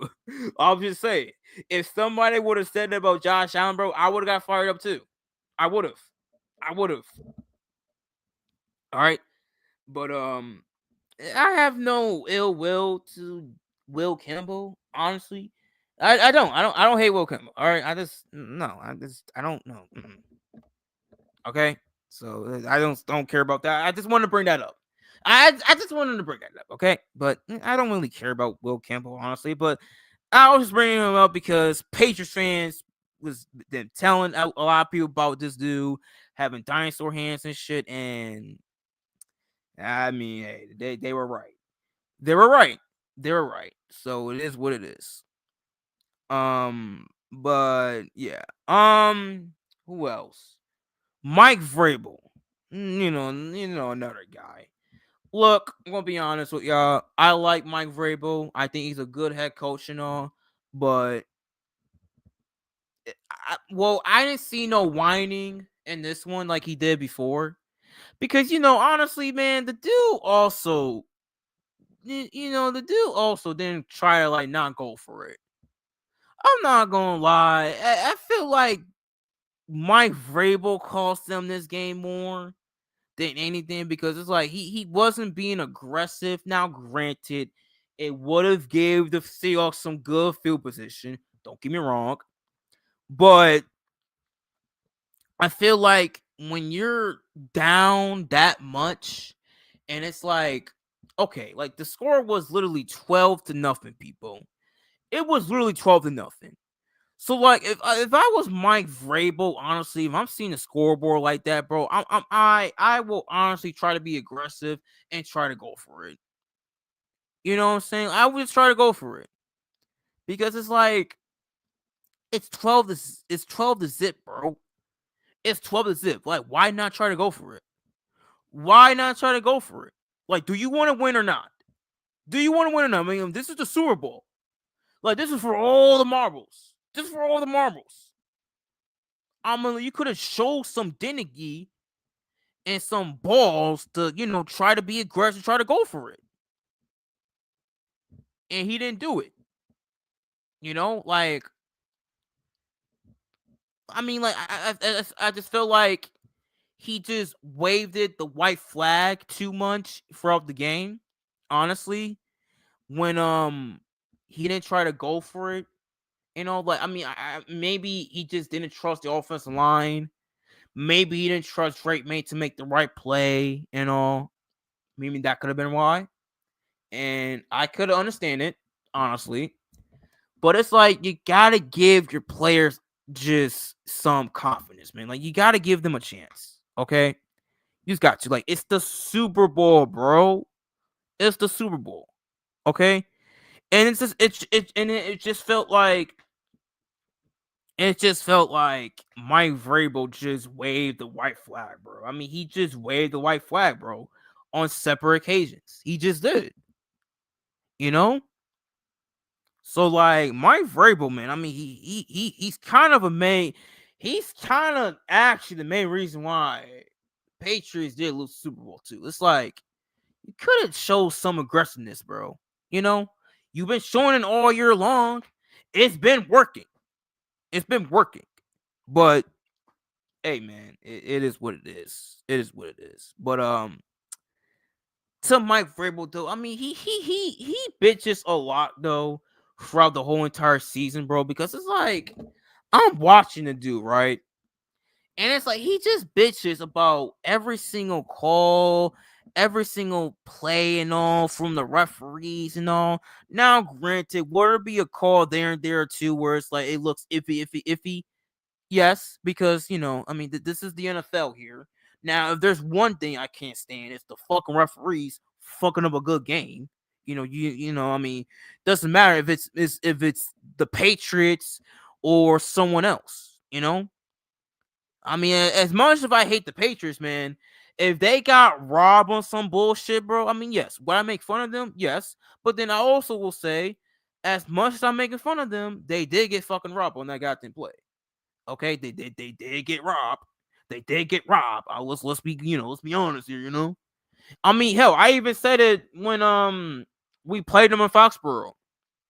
When Tre'Davious White had a literal pass interference call on Matt Collins, and the referee didn't call that shit. I'm like, the fucking referees are really saving our asses here because that should have been a pass interference call. And the one catch that was on 4th and 2 to Shakir, I mean, it looked like it was a pick, honestly. I'm not gonna lie. It looked like it was actually a pick. Because it looked like Shakir didn't really maintain on the ball, and it felt like the DB Marcus Jones was it actually got the ball. Like it looked a little iffy, bro. I'm not gonna lie. It looked a little bit iffy. Maybe that's why they didn't call that a catch in the Denver game because they saw that play, I guess, and they like, okay, well that's a catch, that wasn't an interception or whatever. But that one was an interception, even though that was really a catch, which I don't get it. Like how? Okay, I don't understand that. How was that not a pick by Shakir and Marcus Jones and Foxborough, but it was ruled a catch? But the one in Denver by Brandon Cooks and the one DB, I don't know, I forget his name, and probably can pronounce his name wrong and pronounce his name right. How was that an interception but not catch? Which clearly, if you could fucking see it, I mean, Brandon Cooks really had his knee down, and the defender wasn't even on the damn ball until they rolled over. And it was cleared an interception. Like I don't get that. But then again, this is a national fixed league. You know what I'm saying, man. I mean, like you can't win with these people, man. You can't. That's why I say you can never ever. I don't give a fuck if you're. Excuse me. I don't give a fuck if you're a Bills fan, a Patriots fan, a Seahawks fan, or whoever. I don't care what fan you are, bro. At the end of the day, man, the referees will fuck your damn team. They will literally fuck your team. It don't matter who you are. Unless it's Mahomes, I guess. I guess unless it's Mahomes, I guess, then it is what it is. But for the other 31 teams and all, oh no, we're getting fucked by the referees. We're getting fucked by the referees. Because the referees, man, I mean, like they just it's like I don't know who's on your payroll. Honestly, man, I mean, we gotta do some investigation, bro. We really do. We gotta do some like NBA investigation, bro, on these referees, bro, because you just saw what they did with Chauncey Billups and shit just a couple months ago. We need to be doing investigation on these, these referees. We really do. Because this shit is crazy. This shit is crazy to me. This shit is crazy to me, man. You know what I'm saying? Like, I hope we don't have a Tom Donaghy situation in the NFL. But then again, it won't shock me because of, sports betting. This is why I don't do sports betting. This is why I don't do sports gambling, man. I mean, like, it just, because I have a feeling that sports betting has some of the reasons on why some of these games look a bit rigged, throughout the years because of sports betting. Like the lines and shit, 4.5, like the Super Bowl was, unders and shit, Now, I just have a feeling that sports betting does take a part of these these NFL games, these NBA games, and some of these other sports leagues as well. I just feel like sports betting has a lot of things to do with all this. And it's like, this is why the shit was illegal in the first place. And now people made it illegal, and now the shit is just off the roof. It's just off the roof. So no, man, that's why I will never bet on sports. I just won't. Cause I'll get mad if my money is fuck on a team that I betted on to win and shit, and I'm gonna be mad. So yeah, that's why I don't do that shit. I hate fucking gambling in the first place. There's a lot of things I hate. There's a lot of things I hate. Tattoos, drunk people. And I can't stand a drunk person. I just can't. Like, get the fuck away from me, honestly. Okay? Because people be acting so stupid when they're drunk. Honestly, they just be acting stupid. And sports gambling. There's a lot of things I just don't like, man. Honestly, okay. So it is what it is. But back to what I was saying, man. Yeah, it's just like, I don't know. I don't know how you could call one thing a catch, but not an interception in one game, but then in the other game you call that a pick, but in reality it was a catch. Now it's gonna be 50-50. A lot of people is gonna say it's a catch. A lot of people is gonna say it was an interception. Okay, so you can't really win in that. I mean, it's the same thing in the Patriots game. I mean, a lot of people gonna say it was a catch. A lot of people gonna say it was an interception. So it is what it is. But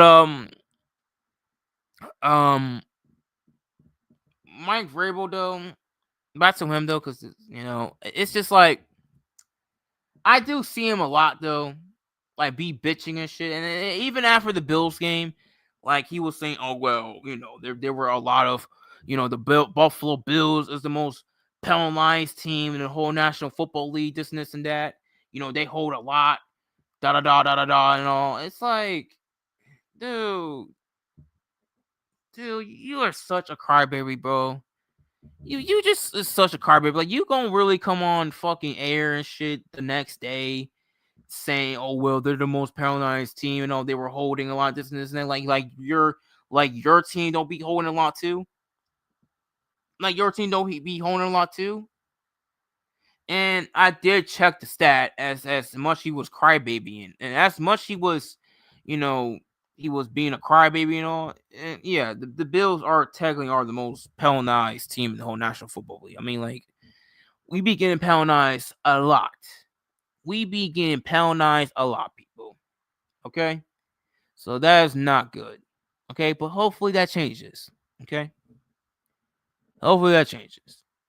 But him doing that though after the game though, it's just like, oh god. That's just a bad look, because a lot of people bashed McDermott for years when he always did some shit like that, when he always complained and shit after a loss and all, and that a lot of people call him, oh, you're soft, you're a bitch, this and that, Mike Vrabel, just complain and bitch moan and complain about some holding penalties that the Bills were holding a lot. Okay. But the Buffalo Bills wasn't the reason why you blew a 21-0 lead at home for the division. They weren't the reason why. They were not the reason why. Or the referees too. The referees, the penalties and shit. No, they were not the reason why you blew a 21-0 lead in your own building. That has never happened before. It's never happened. And these idiots just did that. You know, that Patriots team did that. Like, man, get out of here. Get the fuck out of here. So, yeah, it's what it is. So, yeah, it's like Mike Vrabel also gets the blame, too, for that game as well. You know what I'm saying? For not going for it on multiple occasions when you needed to, okay, to make it a more of a game. And you didn't. You didn't. Like, you didn't play to win. You didn't play to win. And it's like, is Mike Vrabel really the coach for the Patriots? Because it's like, this is the same Mike Vrabel that didn't do shit for the Tennessee Titans. So my thing is this. He's a good head coach, but what's really the difference between him and McDermott? I mean, yeah, he went to the Super Bowl before McDermott did. Don't get me wrong, but I just feel like with him, I just feel like with Mike Vrabel, you're just gonna go as far as he takes you, man. You really are. You're just gonna go as far as he takes you. So like, I don't know, man. I don't think Mike Vrabel. He's a good coach, but I just think he's another Sean McDermott. Honestly, I just think he's another Sean McDermott. I really think so. I really think so. Because it's like, you didn't do shit in Tennessee. And now you're with New England. And yeah, you went to the Super Bowl your first year, but you lost. Okay? Like, when are you gonna have a path like this that's so easy for you ever again? Because it's gonna get harder. It's gonna get harder. And a lot of teams have tape on your quarterback. They have a lot of tape. They have a lot of tape on your quarterback and on your defense as well. Like, nobody's gonna be fooled by all this shit going into 2026. Nobody. Not a single soul. So, I'm just saying, man, like, that's something to discuss about. And, you know, Foxborough, honestly, because it's like, his track record ain't that good, man. I'm sorry. Mike Vrabel's track record ain't that very good, as Patriots fans think it is. It's just not. Like, think about it. Like, he went to the conference championship game and he lost to Lamar Jackson, and then he lost to Joe Burrow, and he didn't go back to the playoffs after that. First year in New England, you went to the Super Bowl. So I don't know what's going to happen these next couple of years, because it's like, go to division round, lose, wild card, lose. I don't know, maybe it's the playoffs, and then get fired again. That's what happened in Tennessee. That's exactly what happened with him in Tennessee. Now, I don't think he was the problem, but he just didn't get them over the hump. Just didn't. You know? So, yeah. That's what happens, man. That's what happens, man. What else I gotta talk about? Patriots defense. I mean, they gave up 100. They gave up 100 plus rushing yards to Kenneth Walker. Nothing really to talk about. I mean, surely let me tell you something. The only Patriot that really showed out throughout this whole entire Super Bowl was Christian Gonzalez. Okay? the Patriots would have won the Super Bowl, he would have been Super Bowl MVP. Okay? Christian Gonzalez, I don't like the Patriots, but he is my favorite Patriot player. Okay? I wish I would have had a Christian Gonzalez on my team. Honestly, I mean, well, I do have Christian Benford. But, hey, man, I'm just saying, Christian Gonzalez and Christian Benford, woo-wee, that's a top CB duel ever. That's a top CB duel ever, bro, because ain't nobody gonna be thrown to them. They ain't nobody, man. Man, please. It's gonna be a lot of receivers getting locked down, bro, by those two, man. You know what I'm saying? All right, so it is what it is. So, Christian Gonzalez, man, I mean, he was making plays, man. I mean, he kind of was getting beat, not gonna lie. But hey, he made some adjustments and, made the plays that mattered, okay? So, hey, I'll give him that, okay? He was kind of getting beat on some of these routes, not gonna lie. But he made some plays. He made some plays and adjusted himself. So, that's what the top CBs be doing, bro, okay?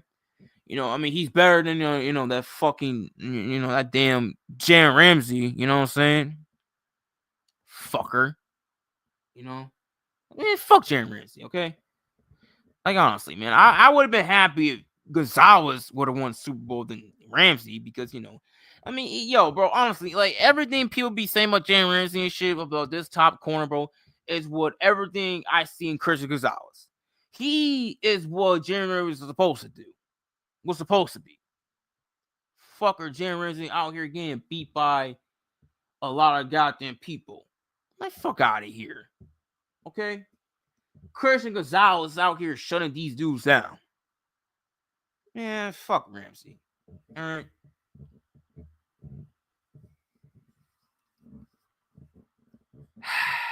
Okay, so Christian Gonzalez. Oh, okay. So I got all that out the way, okay? Drake Maye, motherfucking Mike Vrabel Diggs, offense line, Will Campbell, and guess the Patriots defense and Christian Gonzalez. I mean, there's really nothing to talk about bad on the defensive side. I mean, defensive side was the only reason they were even still in this game. So I mean, there's really nothing to talk about, honestly. But there is something to talk about right here. This next thing. 0-3 without Tom Brady in Super Bowls. I've always said that the Patriots franchise, right? The Patriots franchise was always a Tom Brady merch franchise, right? Because honestly, Tom Brady was the reason why they were winning Super Bowls and all. Because, they got 6 Super Bowls and it was led by this guy right here, the godfather of quarterbacks, right?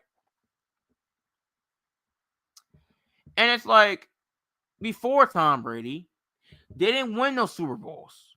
Because you got to think, they got destroyed by the 85 Bears, okay, in 85. And they got blown out by Brett Favre in the 90s. And then, after that came Tom Brady a decade later. And then after that, they didn't look back. Yeah, they lost 3 Super Bowls, just like the number right here, with Brady, 2 to the Giants.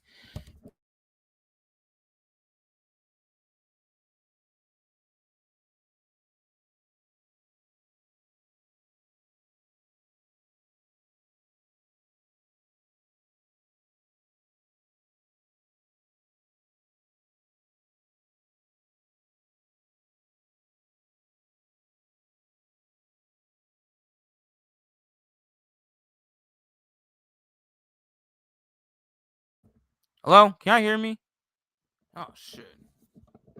All right, hold on. All right, hold on. I don't know what the hell happened. Goddamn mic here. Okay. All right, okay, we're back. All right, we're back. My mic just disconnected for a minute. Okay. What was I saying? Okay, so they got blown out by the 85 Bears, right? And they got blown up by Brett Favre and the Green Bay Packers, okay? And then after that, they turned a decade later. They got Tom Brady. They won the first Super Bowl, and it became a dynasty later after that. Now, they did have 3 Super Bowl losses, just like the number right here, okay, with Tom Brady. Losing to the Giants twice and losing to the Philadelphia Eagles, okay? So, yeah, pretty much they lost to Tom Brady, but they won more with him, okay? They won more with him. So that's pretty good. Okay. Going 6-3 with Brady, I mean, it's pretty good. I mean, hell, could have been what 9-0 if you remove those 3 losses. Could have won those games. So it is what it is. But regardless of what, this Patriots franchise is 0-3 without Tom Brady in Super Bowls.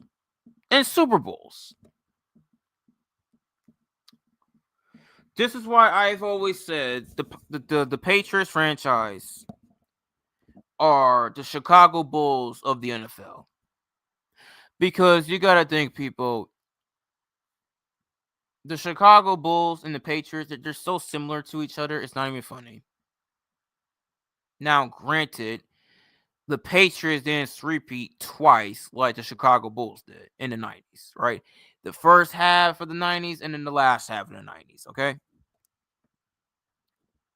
And they're led by their legend GOATs and Tom Brady and Michael Jordan, right? And they have the exact same amount of rings, okay? Bulls with 6, Patriots with 6. But Michael Jordan didn't lose. Okay, so that's the only difference. Michael Jordan didn't lose in the finals. He didn't lose in the finals. So that's all that matters. Okay. Brady did, but it wasn't really his fault, honestly. It really wasn't. So it is what it is. So yeah. But regardless of what though, they were 2 of the most dominant franchises that both leagues has ever seen, led by dominant players of Brady and Michael Jordan. Dominate their era. Now, obviously, Tom Brady did it for 20 years than Michael Jordan has, but Jordan, in those 15 years, sort of,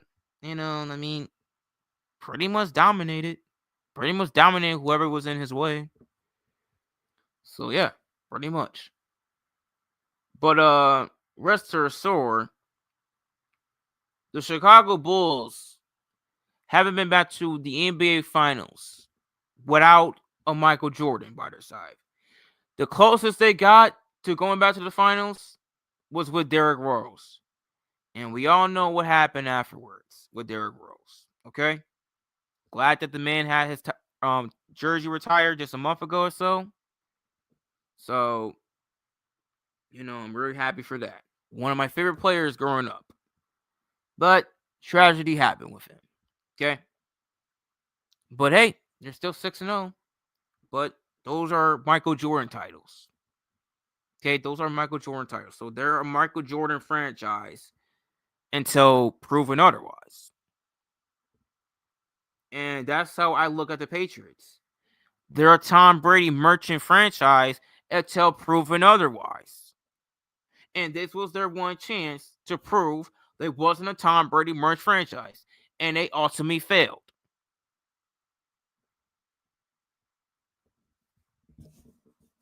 So, what are we talking about?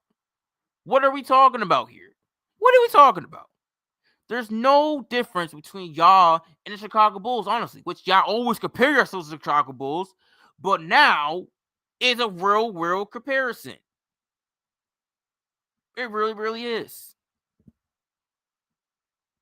So, like, man, there's no difference between y'all and the Chicago Bulls, honestly, man. I mean, like, y'all just can't win without your legendary players.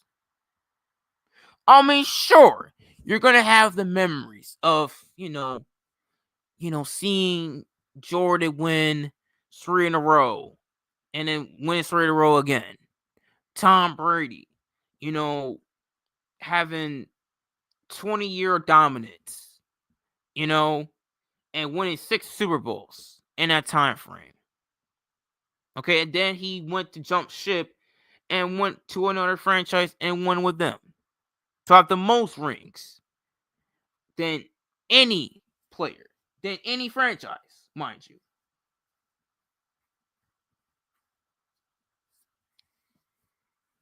So, like, that comparison is there.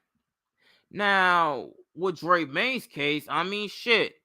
I did say that pretty much after Jordan left, I mean, the only thing that Chicago had afterwards, which, I mean, I know it was many years later, but was Derrick Rose. And that's pretty much who Drake Maye basically is. He pretty much is Derrick Rose. Bargain injury. But guess what, though? He went to the Super Bowl, unlike, Derrick Rose went to the NBA Finals. So there's that. But still, he still didn't win nothing. He didn't have to go through a LeBron or the Celtics Big Three, or I don't know, Paul George's Pacers. He didn't have to go through that like Derrick Rose did. This dude went through bum ass goddamn Jarrett Stidham, this damn tragedy in CJ Stroud, and this fraud in Justin Herbert. Which I don't know why in God's you know what? I'll get to Justin Herbert real soon. Okay?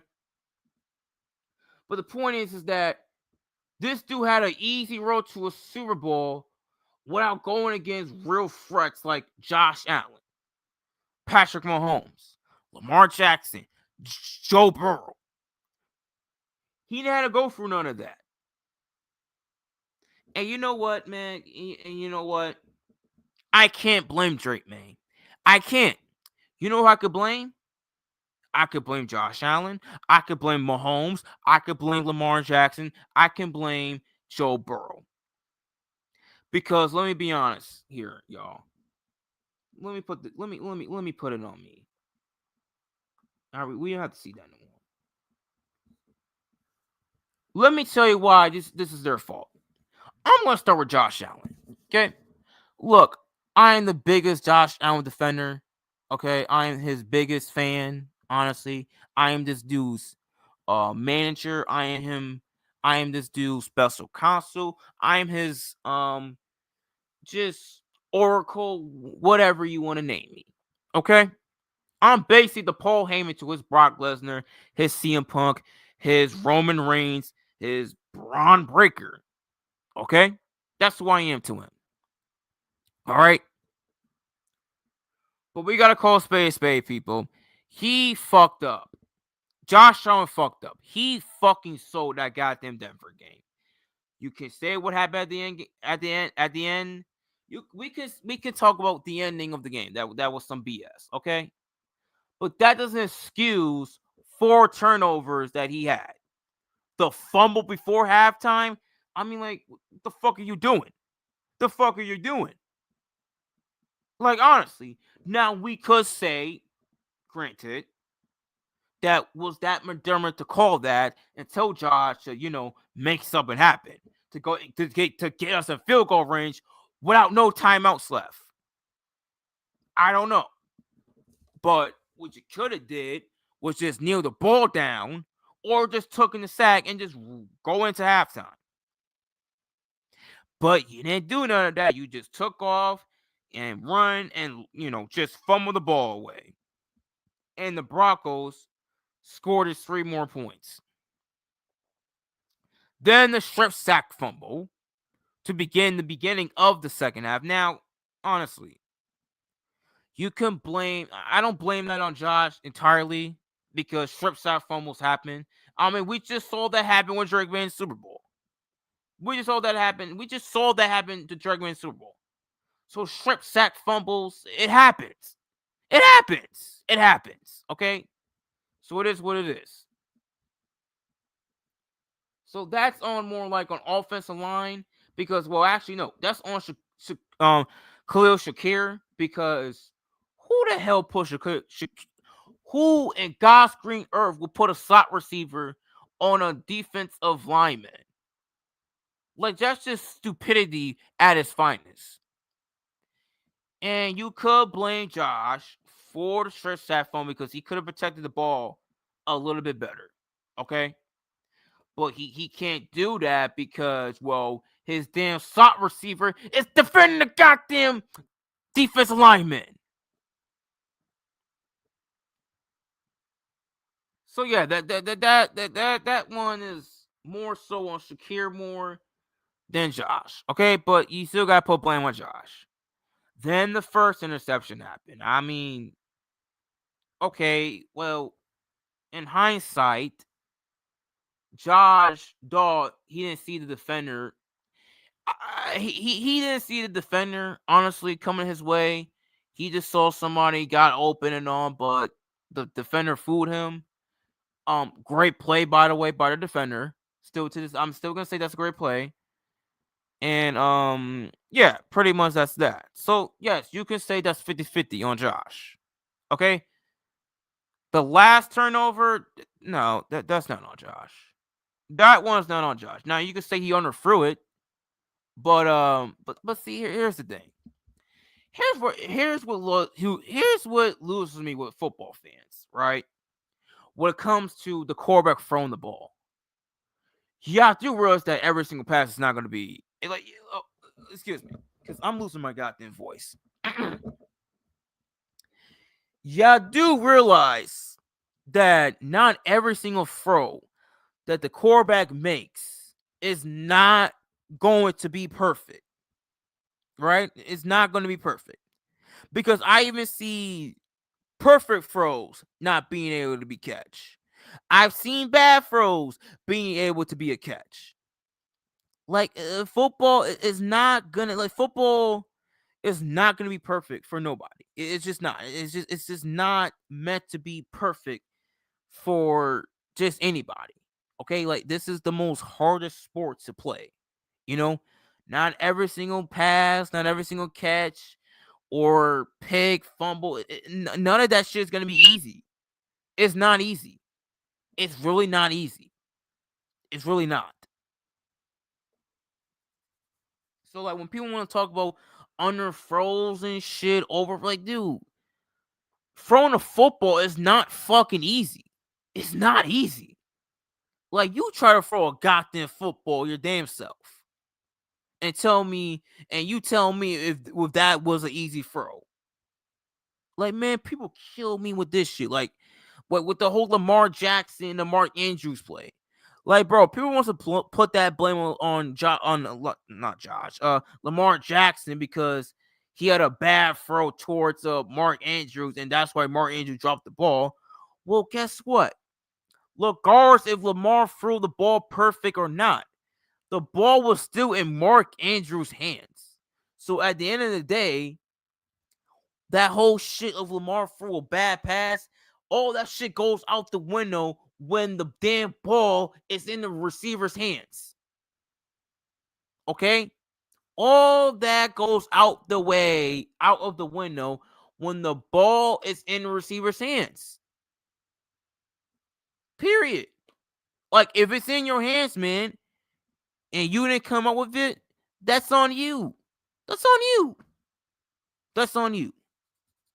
Okay? So, like, miss me with that shit.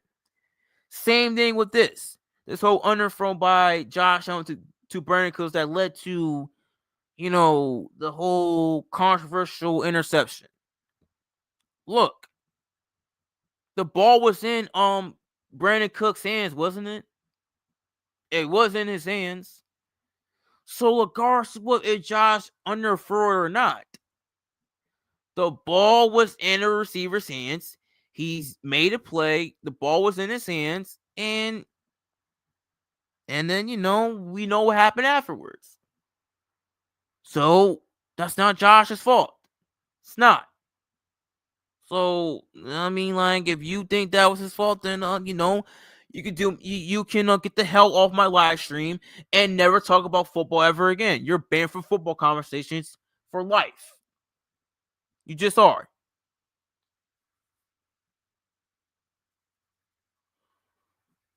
Man, oh man. So yeah, man. So like the whole underthrow shit, man, it's just stupid to me, honestly, man. It's like people just think that a quarterback could is always gonna make a perfect throw. It's not. They're not. They're not. Okay, like you go ask Tom Brady. Go ask Tom Brady. Every single of his throws throughout his career was easy. Go ask Joe Montana. Was every single throw of his career was easy to make? Like these throws that these quarterbacks are making, bro, they're not easy to make. They're not. Okay? They're just not. Okay? They're just not. They're just not. And I'm just tired of people talking about how these quarterbacks be throwing it, underthrown, overthrown, whatever. Okay? Like, not all these throws is going to be easy, man. It's just not. I mean, it's football. Like, it's not easy. It's not easy making these plays. It's really not. It's really, really not. So y'all can miss me. Y'all can miss me with that. Okay?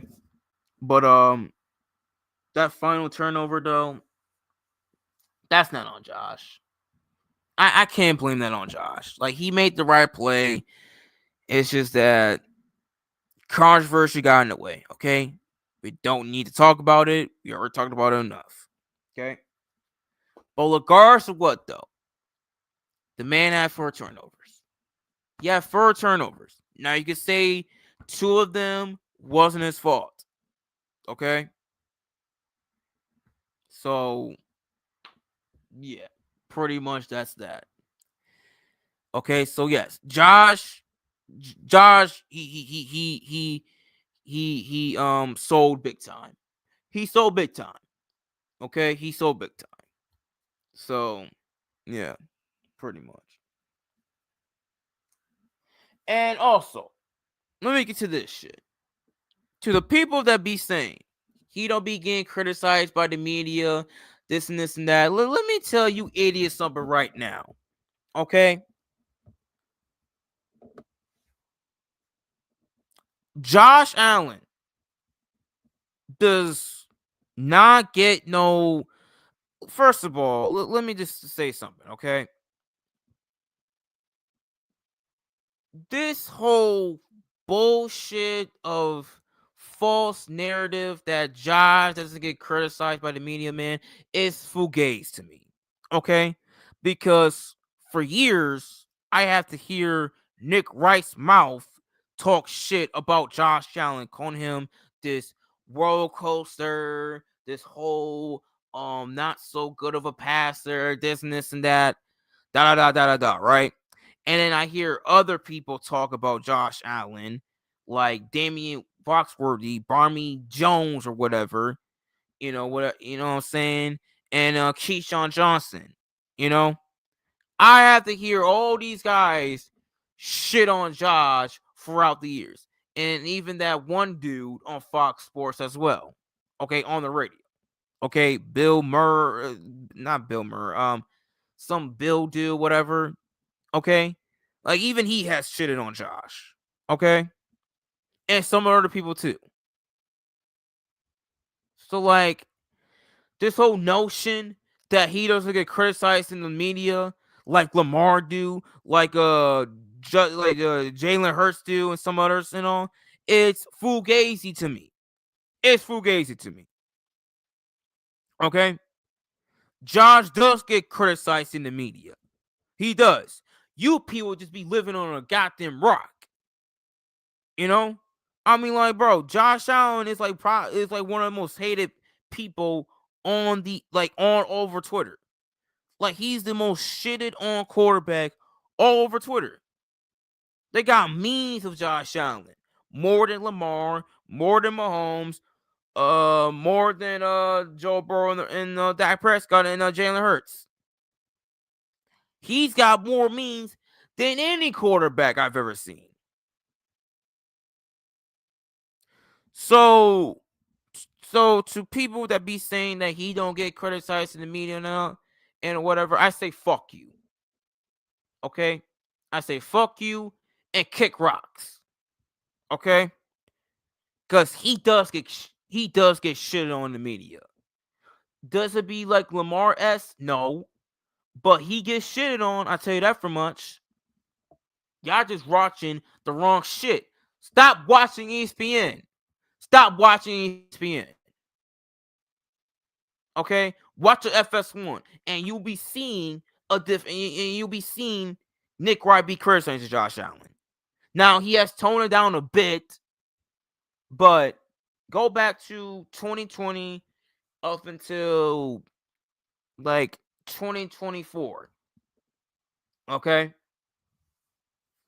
And see how Nick Wright acts towards Josh Allen. You guys will be having a different tune. We'll have a different tune. Okay? Like, man, Josh Allen here gets criticized more than Lamar, in my opinion. People want to talk about, Lamar Jackson get criticized in the media, this and this and that. Man, I have heard Lamar Jackson gets more excuses than any quarterback. Okay? These people be saying, St. Flowers fumbled at the goal line. His wide receivers didn't catch. Mark Andrews didn't came up with the ball. This and this and that. But they ignored the turnovers. They ignored the pick six from the end zone. They ignored the triple coverage interception and all. Like, what are you talking about here, bro? Like, these damn Ravens fans talk about Josh Allen is 2-6 in the divisional round. I wonder who those two wins are against in the divisional round. You know what I'm saying? And how many times has your boy won in the divisional round? Let me just crack the numbers. Once against a rookie CJ Stroud. The hell out of here. Get the hell out of here, bro. Okay? Like, Lamar, I like Lamar, but it's just like, I just feel like people just be lying out here, honestly, man. Because like, you can't not tell me. You go on Twitter and you're telling me you see all this hate Josh Allen gets and all this little Lamar Jackson gets. But yet, people will want you to believe that Josh Allen gets all the love and Lamar Jackson doesn't. I mean, are we living in two different universes or what? I mean, oh my God, man. Like, just people just. Ugh. Man, oh man. But as for his peers and Lamar, Mahomes, and Burrow, oh no, these other three also gets they're also at fault too, because you know what? I'm gonna give Burrow a slight pass because honestly, he really was injured throughout halfway of the season. Honestly, he was. So, like, I'm gonna be honest with y'all. Joe Burrow was injured throughout half of the season. Not gonna lie. But when he came back, though, he did cost his team a spot of not just the playoffs, but also a shot to win a division, because that whole entire AFC North was trash throughout the whole entire season. It really was. It really was.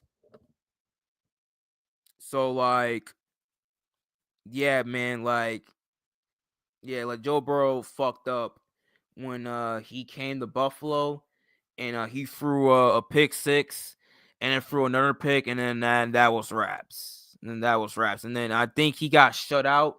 Yeah, he did get shut out by Lamar in Cincinnati. And then the Bengals were done.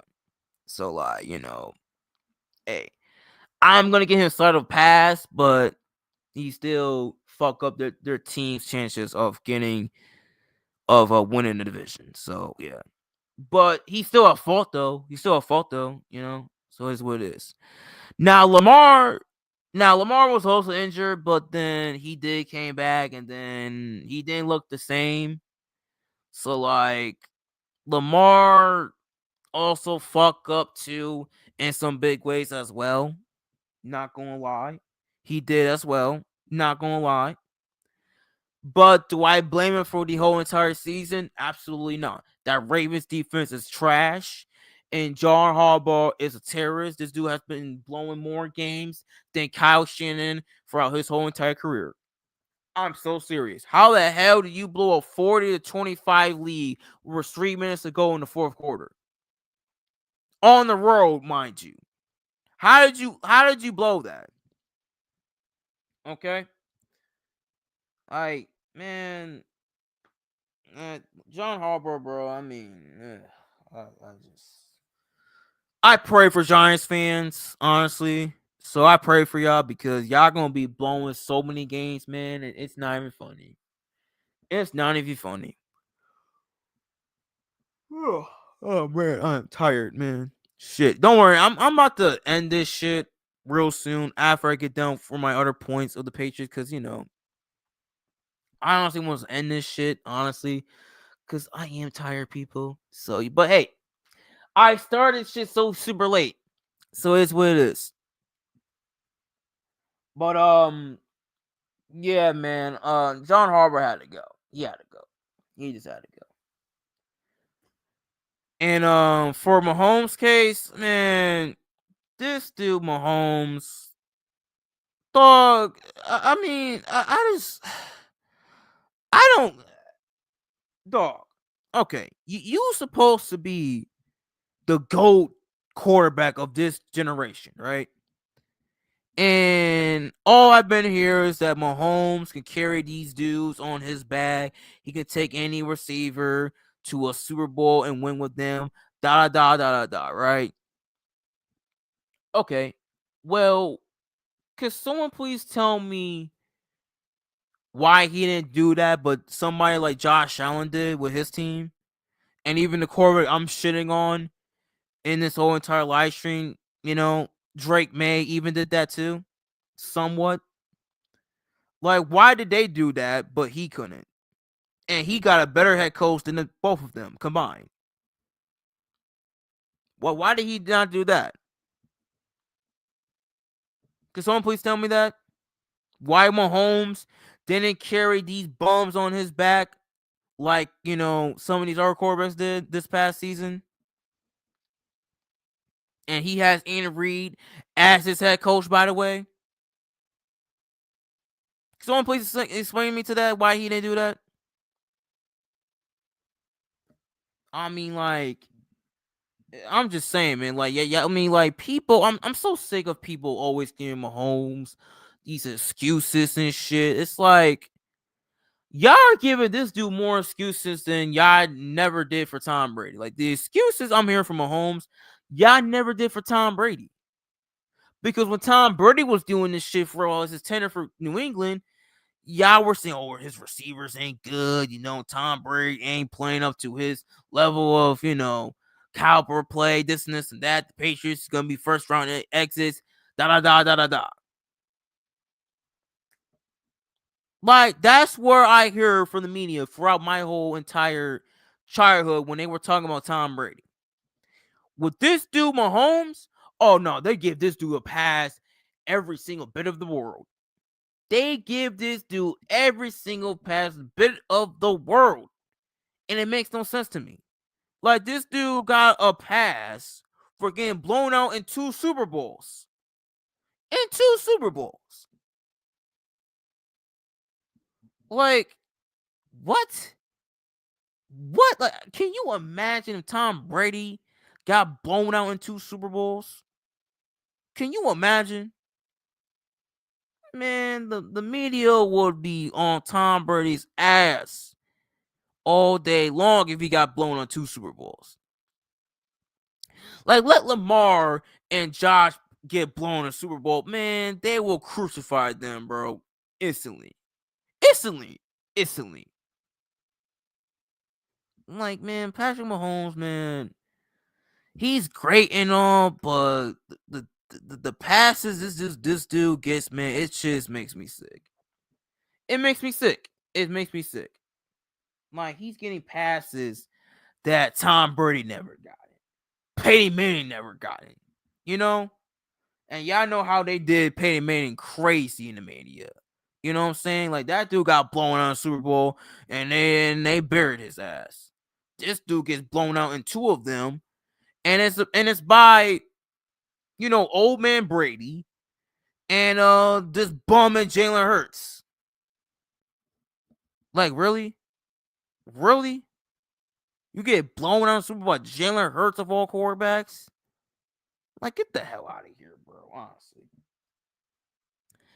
And Mahomes, it's like, throughout the season, it's like they just didn't win some of these games, honestly. And it was all because of Mahomes of quarterback play, honestly, too. Like, he just didn't came through when it mattered. As people always say, oh, he always comes through when it matters. Well, he didn't this year. And then, he gets hurt, torn ACL, and they want to say, and then, obviously they was trying to say that he didn't get eliminated and this and that, whatever, and they want to try some excuse for him for that, which that happened when the season, we were at the end of the season, by the way. We were at the end of the season, and Mahomes torn his ACL. So, they try to compare it to Tom Brady and all, but see, the only difference is Tom Brady got his torn ACL at the beginning of the season. Mahomes got it towards the end of the season when the Chiefs were out of playoff contention. By the way. Well, we're about to be. But then once that happened, yeah, they were out of playoff contention. They were out. So, like, it's what it is. So, like, I'm shitting on Drake Maye, but then again, I can't blame him for this easy path because this shit is on the Big Four. This is their fault. This is their fault. It really is. Because Josh, with his fuck ups and all, 4 turnovers, you just can't overcome that. And these 3 missing the goddamn playoffs. Tom Brady would never. Peyton Manning would never. Drew Brees would never. Aaron Rodgers would never. Oh, Big Ben would never. Hell, even Phil Rivers would never. And people want to talk about these quarterbacks being better than, the Tom Brady and Peyton Manning excellent quarterbacks back in the day. Man, get the fuck out of here, bro. Look, as much as I love Josh Allen, bro, he's getting smoked. Actually, no, not just him. All 4 of these quarterbacks are getting smoked by Brady, Mahomes, by Brady. You already see what Brady has done to Mahomes, okay? You already see what he's done to Mahomes, okay? Peyton Manning, Drew Brees, and Aaron Rodgers all in their goddamn prime. All of those 4 quarterbacks, Brees, Manning, Rodgers, they're going to smoke the Allens, the Mahomes, the Jacksons, the Burrows of the world. They will smoke them instantly. And I'm not even joking, man. I'm not even joking. I'm not even joking. And I'm saying that as a Bills fan, as a fan of Josh Allen. I love him to death, but he's not better than those four. Mahomes is not better than those four, in my opinion. Lamar's not better than those four. Joe Burrow damn sure ain't better than them four. Okay? Because I'm just so sick of people trying to tell me that Mahomes is better than Rodgers and Breeze, and then they think that he's better than Peyton Manning. Newsflash, people. Peyton Manning broke his record twice. They added a 17-game season, and nobody still has broken this dude's record. Peyton Manning got 55 touchdowns, and they added a 17-game, and nobody still ain't broke this man's record for most touchdown passes in a season. Drew Brees has so many 500-yard passing ratings in his tenure with the Saints in his prime and never won MVP. Don't get me started with Aaron Rodgers in his prime. We already know Tom Brady in his prime. Okay? Like, prime for prime, I'm taking Breeze. I'm taking Rodgers. I'm damn sure taking Peyton Manning. I am damn sure taking Tom Brady all over these dudes. Don't give a fuck. Don't give a fuck. Like, Mahomes ain't fucking with no prime Breeze. He ain't fucking with no damn prime Rodgers. He damn sure ain't fucking with no damn prime Peyton Manning. And he damn sure ain't fucking with no damn prime Tom Brady. Because he can't even fuck with old man Tom Brady. What makes you think he's gonna fuck with prime Tom Brady? Okay, if he can't handle old Tom Brady, what makes you think he's gonna fuck with prime Tom Brady? 07 Brady? Man, get the fuck out of here. The fuck out of here with that bullshit. Okay? Dude can't even fuck with the man in his old age. You think he's gonna fuck with him in his young age? Please. Please. Man, please.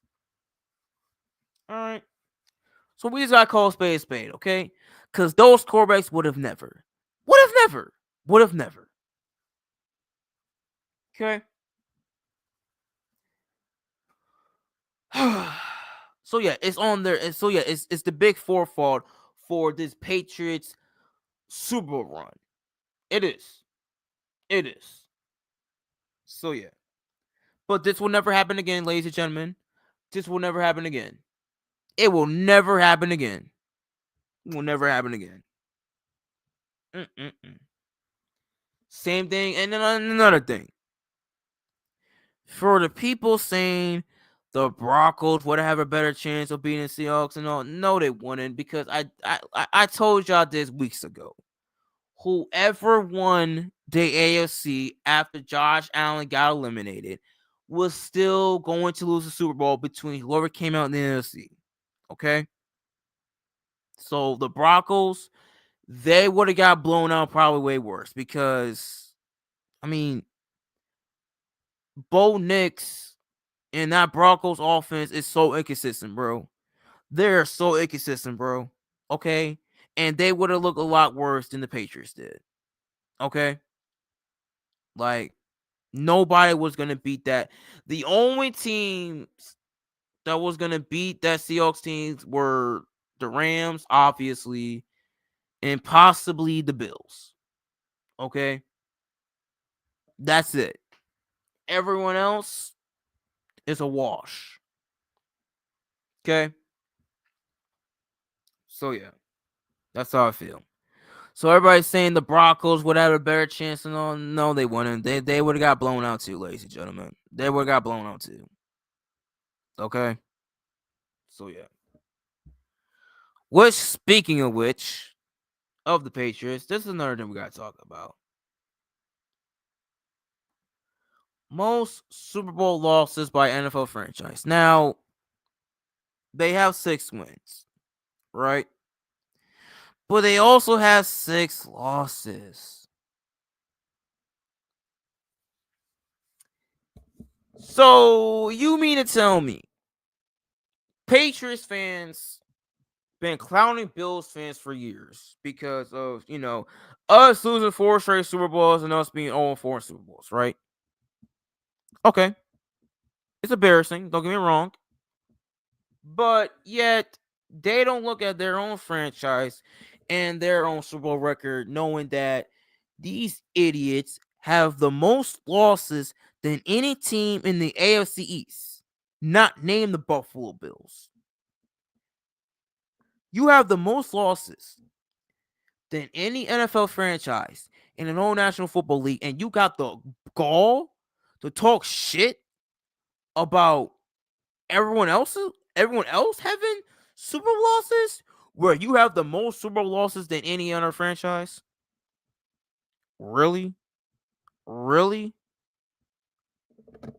This is what I'm talking about by Boston. This is what I mean by Patriots fans, man. Like, they're so ignorant, and they just think they're better than everybody, when in reality, they're really not. You are not that much better than any other franchise. Your franchise is only known by one guy, and that's Tom Brady. Like, everybody else could win a Super Bowl without their so-called star franchise quarterback. The Niners can, the Packers damn sure can, the Cowboys can, the Chiefs can, the Steelers can, the Broncos can, the Giants, fucking the Raiders, the Eagles, and now the Seattle Seahawks. You know? Like, y'all the only dynasty franchise that can't win a Super Bowl without their star legendary quarterback. You guys are frauds. You guys are a fraudulent franchise. Period. You are a fraudulent, cheating ass Tom Brady merged franchise. You really are. And this is what you get. This is what you deserve. You deserve the most Super Bowl losses than any other franchise. The shit y'all be like the shit y'all endure, all the shit y'all be giving to all these other franchises and whatnot. If they have a Super Bowl, they don't, man. And yeah, you out here having more losses than anybody, bro. I mean, like, you deserve it. You deserve the smoke that's coming your way, Patriots fans. And I'm just here for it. I'm here for it. I'm really here for it. Like, talking about the Bills having more, talking about the Buffalo Bills losing Super Bowls, and you do, and yet y'all motherfuckers lose more Super Bowls than us. The fuck? Like, get the fuck out of here with that. Like, get the fuck off my goddamn face, honestly. You know what I'm saying? Like, get the fuck off my face, man. Like, get the fuck out of my face. You motherfuckers have the most Super Bowl losses than anybody. Than anybody. And you want to talk about my team and some of these other teams. Man, please. Ain't nobody think about no goddamn. Man, please. Like, kick rocks. Kick goddamn rocks, honestly. That's how I feel. Kick goddamn rocks.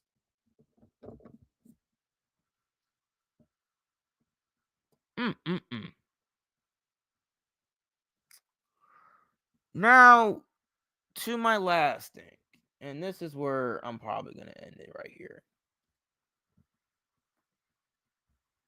These damn Patriots fans want to talk about, like, they want to raise the banner, right?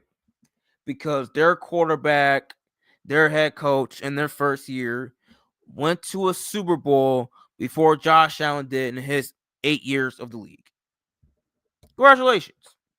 You went to the Super Bowl than the guy that's been in the league way longer than your quarterback, and he went in his second year, and your head coach that you brought from the Titans went in their, in their first season together.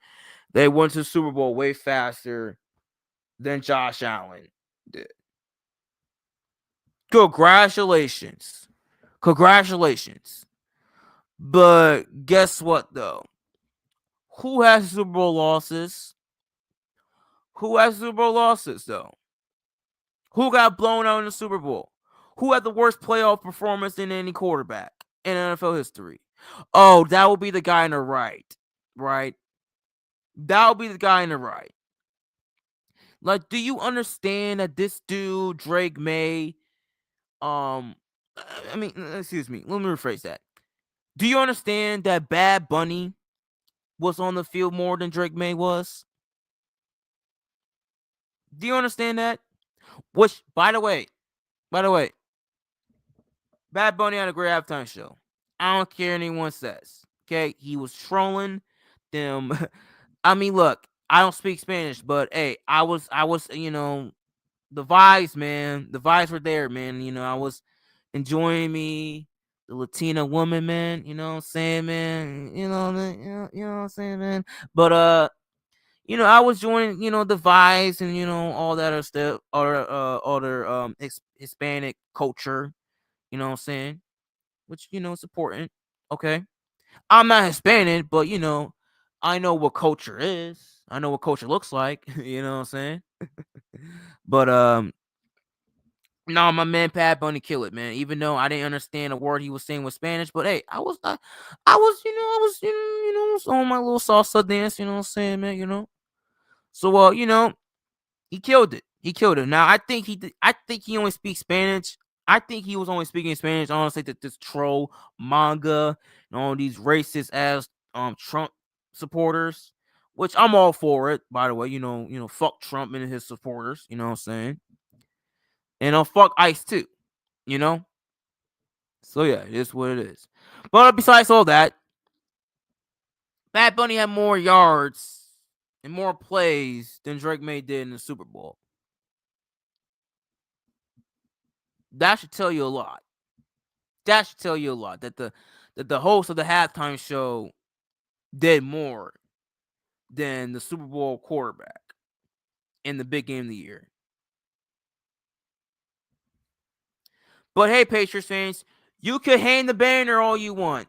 Hang the damn banner that Drake Maye made it to a Super Bowl before Josh Allen did, before Lamar Jackson did, before CJ Stroud, Caleb Williams, Jaden Daniels, and a few others too. Hang the damn banner. But guess what though? You lost. Like, what does you going to a Super Bowl? This is where I'm going to compare to Joe Burrow, dang. Because Joe Burrow also is another one that gets a big pass. This dude went to a Super Bowl and he lost. And people still bring up that, well, Joe Burrow went to the Super Bowl. He went to the Super Bowl. Yeah, and he lost. Who gives a fuck? He lost. And this dude is in the exact same boat as a Joe Burrow, because Joe Burrow also made a Super Bowl in his second year too. I brought that up earlier, and he lost and he lost as well, just like Drake Maye did. But see, Drake Maye got blown the fuck out of the Super Bowl. He got blown out in the Super Bowl. Okay. So, like, yeah, second year quarterback, made Super Bowl, and they both lost. Okay? And Joe Burrow ain't been back since. And Drake Maye, I don't think Drake Maye's ever going to go back to the Super Bowl ever again. I don't think so. Because this was his only chance. Like, I literally said this weeks ago, because everybody been talking about this was Josh Allen's best chance to get to the Super Bowl, because there was no Mahomes, no Burrow, no Lamar, all that bubblegum BS, right? I said, no, this is not his best chance. These next 2 years will be his best chance, because I think that we are going to go get a wide receiver for him, okay? We are going to go get a wide receiver for Josh Allen in the offseason, and also in the draft as well, okay? Like it's time to get nutty and gritty, okay? Anyways, I said the best chance was for the Drake Mayes of the world and the Bo Nixes of the world, okay? And the CJ Strouds as well, okay? When they were still in the playoffs and at the moment, okay? I said this was their best chance because there's no Mahomes, there's no Allen, there's no Lamar, there's no Burrow in the way, okay? This is y'all best chance to win a Super Bowl. And if y'all can't deliver and get that Super Bowl title with all these quarterbacks out the way, and they will be coming back next year, y'all fucked. Y'all literally fucked. Y'all are fucked. Y'all are fucked. Honestly, y'all are fucked. And Drake Maye, he went to the Super Bowl and he lost. And he ain't going back. He ain't going back. He's not going back. He's not going back, man. I mean, like, history is not on this dude's side. He's 23. Dan Marino was also 23. He made a Super Bowl in his second year, and he didn't go back after that. He didn't go back after that. I think the same thing is about to apply to Drake Maye. I think the same thing is going to apply to Drake Maye. You know what I mean? I think so. I truly think so. Because I don't see how this kid's going to go back to the Super Bowl anytime soon. Patriots fans, you can miss me with, oh, we're playing with house money. We got all this cap space. We have all these tons of draft picks and all this and this and that. I don't care. I don't care. Because honestly, you idiots drafted Will Campbell, right? And how that turned out? Nothing. Nothing, right? Nothing. And also, what's this whole thing about y'all? Because let me get this off my screen. What's this whole thing about the Patriots are so well when it comes to the draft? When they're known to not having a great draft, not being so well in the draft whatsoever. Like, their whole history, I mean, before a Robert Kraft and, Belichick and all these other guys and all, they are not historically great in the NFL draft. Okay, they're not historically great. I need to remind y'all that they traded the pick with the 49ers, and that pick became the greatest wide receiver of all time, and Jerry Rice, and Jerry goddamn Rice. Okay, like, that should tell you everything about the New England Patriots, man. Okay, that they traded away their pick with the 49ers, and those dudes drafted the greatest wide receiver of all time, and Jerry goddamn Rice. Should tell you everything about the New England Patriots.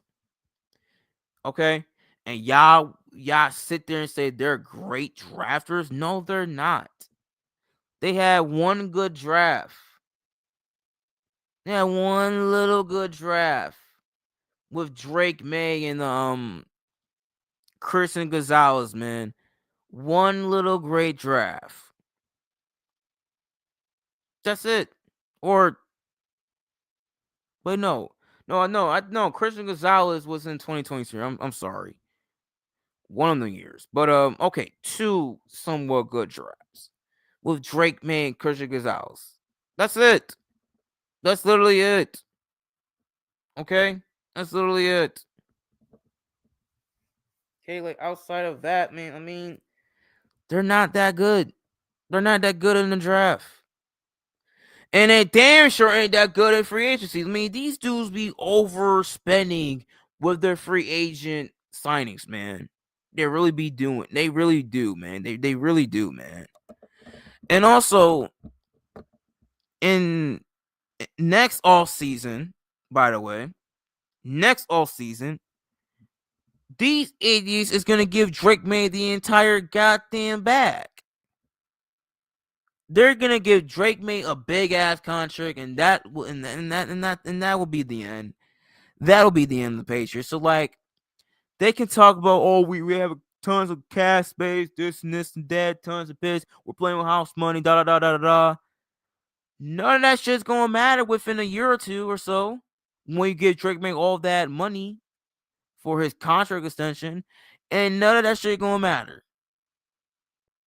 And it don't matter going into this upcoming season. Because let's be honest here, Patriots fans. You have the most easiest schedule by anybody this year. By anybody. And do you know when you go and look at that schedule, you do realize that every single head coach y'all play is no longer on their respectful teams? Yeah, do realize that, right? Every single head coach y'all played on that schedule, they're no longer on their respectful teams. No more. They're no longer on their respectful teams. Like what are we talking about? What are we really talking about? Like, the Patriots are the biggest frauds throughout this whole entire NFL season. People want to talk about, they could be they could be a dynasty. It's gonna look like 2001 all over again. Da da da da da da. Like, get the fuck out of here, bro. They ain't winning no damn Super Bowl with no damn Mike Vrabel and Drake Maye. This was their only chance, and they blew it. Okay? I don't give a fuck. I don't give a fuck. Okay? They will not have an easy path to the Super Bowl like this ever again. Ever again. Because I promise you, if that was Josh Allen or Patrick Mahomes and Lamar Jackson or Joe Burrow suited booted for the Denver Broncos in that AFC Championship game, these dudes wouldn't have been in no goddamn Super Bowl right about now. They wouldn't. They wouldn't. So they could miss me with this whole Drake Maye went to the Super Bowl before Josh Allen. Congratulations. You want a cookie? You want a cookie? Because guess what? He made it to the Super Bowl and he got his ass kicked by former Jets quarterback and Sam Darnold. The same Sam Darnold seeing ghosts against this New England Patriots franchise not too long ago. The same Sam Darnold that had model disease. The fuck out of here, bro. You motherfuckers out blown out by fucking Sam. You really went to the Super Bowl and got blown out by Sam Darnold? Really? Really? I mean, like, you can't make this shit up. You can't make this shit up. You just can't. You just can't. But then again, y'all are known to losing to bum ass quarterbacks. Y'all really are known to do that. Nick Foles of the world, you know, Jim McMahon's and all. You know, I don't want to say Eli. I know I understand some people say, oh, Eli's a bum, da da da da da da, but he wasn't that much of a fucking bum, to be honest with you. Especially in the playoffs. Regular season, yeah, but playoffs, no, Eli Manning was on some shit. But I guess you could say consideration, yeah, maybe. So yeah. But outside that, man, it's like Patriots, man, it's like they're fool's gold. Y'all fool's gold, like Cam Newton said, man. Y'all got mad at Cam Newton for saying that. Like, he literally said it, man. Y'all fool's gold. Y'all literally fool's gold.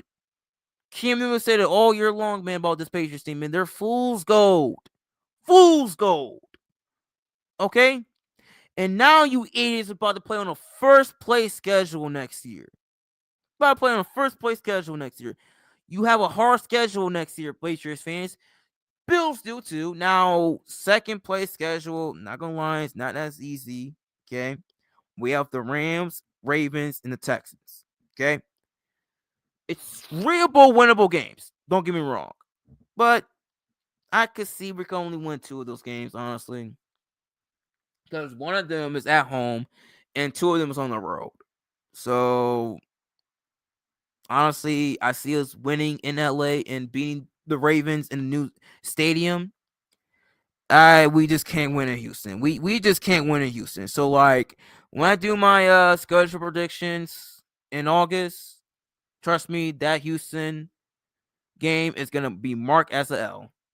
All right, because we cannot win in Houston, bro. Okay, we haven't won a game in Houston since I was a little baby. Okay, since I was like 1 year old or something. Okay, we haven't won in Houston since I was in diapers, man. Like that's how bad it is. So like, yeah, man, we suck in Houston. We do. So yeah, it is what it is. But the Patriots, man, they're done. They're cooked. Okay, the Patriots Super Bowl window is shut for good. Their Super Bowl window is done. It is closed. Finito for good. This was the window right here to cash in on, and they didn't cash it in. Okay, because you know they want to say that the Buffalo Bills Super Bowl window was closed on all of a sudden and all, but yet their Super Bowl window was closed. Okay, so Patriots fans, this was the opening that the Buffalo Bills gave y'all.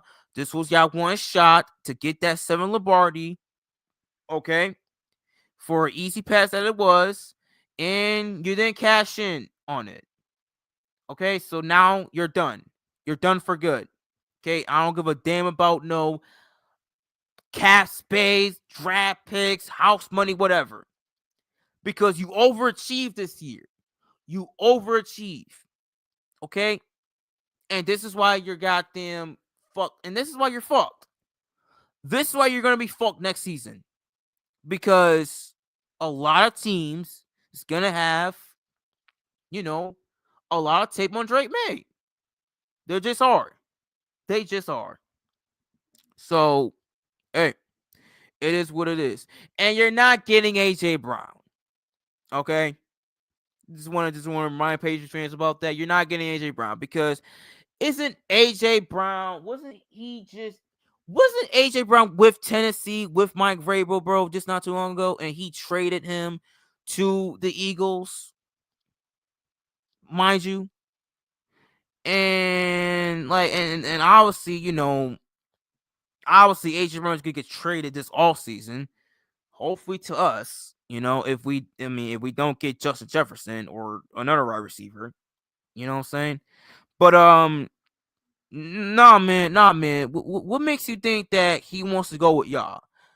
Like, okay, Patriots was his favorite team growing up. Okay, whatever. But Mike Vrabel's there. Like, I don't understand it. Like, isn't Mike Vrabel the exact same guy that traded dude to Philly? So like, why would he want to go back to the goddamn guy that traded him in the first place? I don't get it. I don't get it. But y'all need more help than a wide receiver. Tell you that for much. So like, just saying. Just saying. So like, yeah, man, y'all can mess me with that. Okay, y'all can mess me with that. And once y'all do that trade or something like with some other trade y'all do, yeah, y'all gonna lose that trade because y'all gonna get fleeced, and I'm gonna laugh at y'all when y'all get fleeced.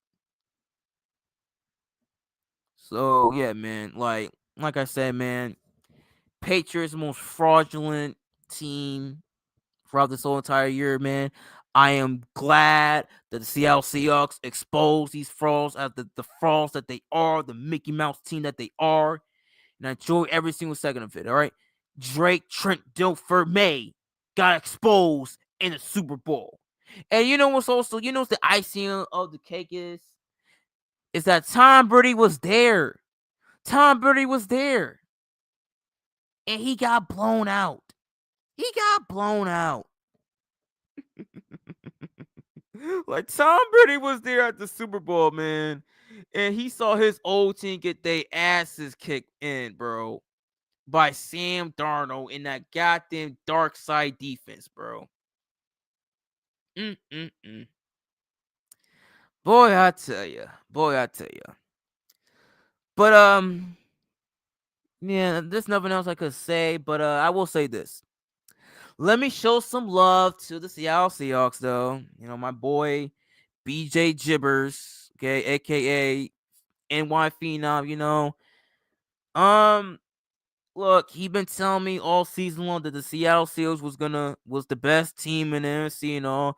I ignored it and all. I didn't believe that they were the best team and all. I mean, they were right there, but I didn't believe that they were the best team. Okay, I didn't believe it. Okay, but their defense was legit. I did say that.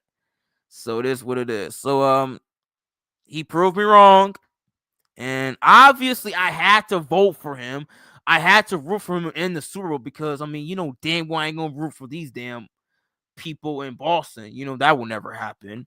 But, yeah, I had to root for my guy. And he delivered. He delivered. So, on that note, I have nothing bad to say about Seattle Seahawks. Okay? So, it is what it is. Enjoy your Super Bowl, bro. Hopefully one day I will understand the experience of being at the Super Bowl and winning it. Okay. I just hope that I don't experience the other side of it, of losing it. So it is what it is. So Bills Seahawks Super Bowl.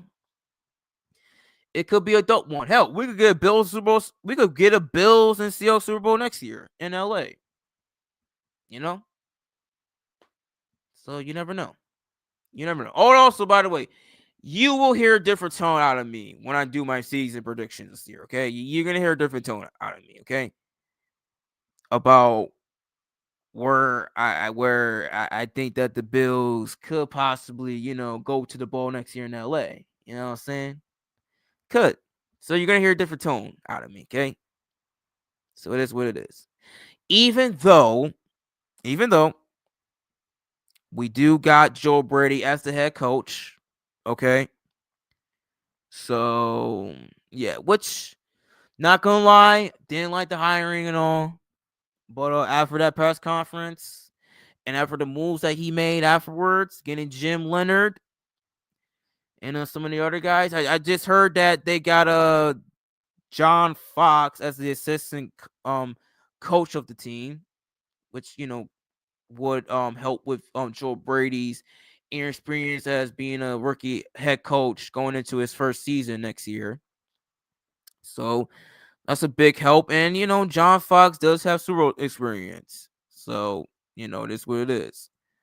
But yeah, I'm sold on Joe Brady, not gonna lie. Not gonna lie. I'm actually sold on Joe Brady. Okay. I'm gonna be honest with y'all.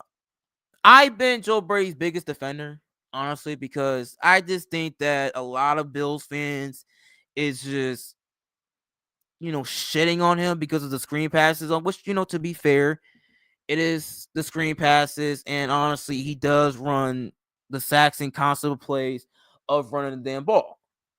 But see, here's the thing though.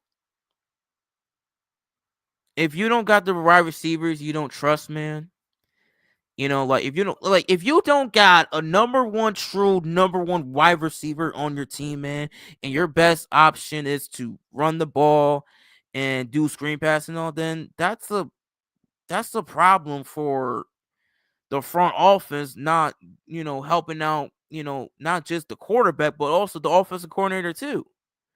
Because I believe that if Joe Brady were to have like a AJ Brown or Justin Jefferson and a Chris Olave or Brian St. Thomas Jr. on his squad,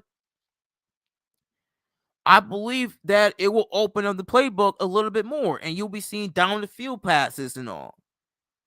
So like we haven't even seen Joe Brady or an actual offensive number one target. We haven't. We really haven't. So like I hope, pray to God, Brandon Bean, because Brandon Bean. Let me tell you something, bro. You're still the plan for this season and all, but guess what though? This could be your last season in Buffalo. Because you just got rid of Sean McDermott. You got rid of Sean McDermott. You got rid of Sean McDermott, right? Okay.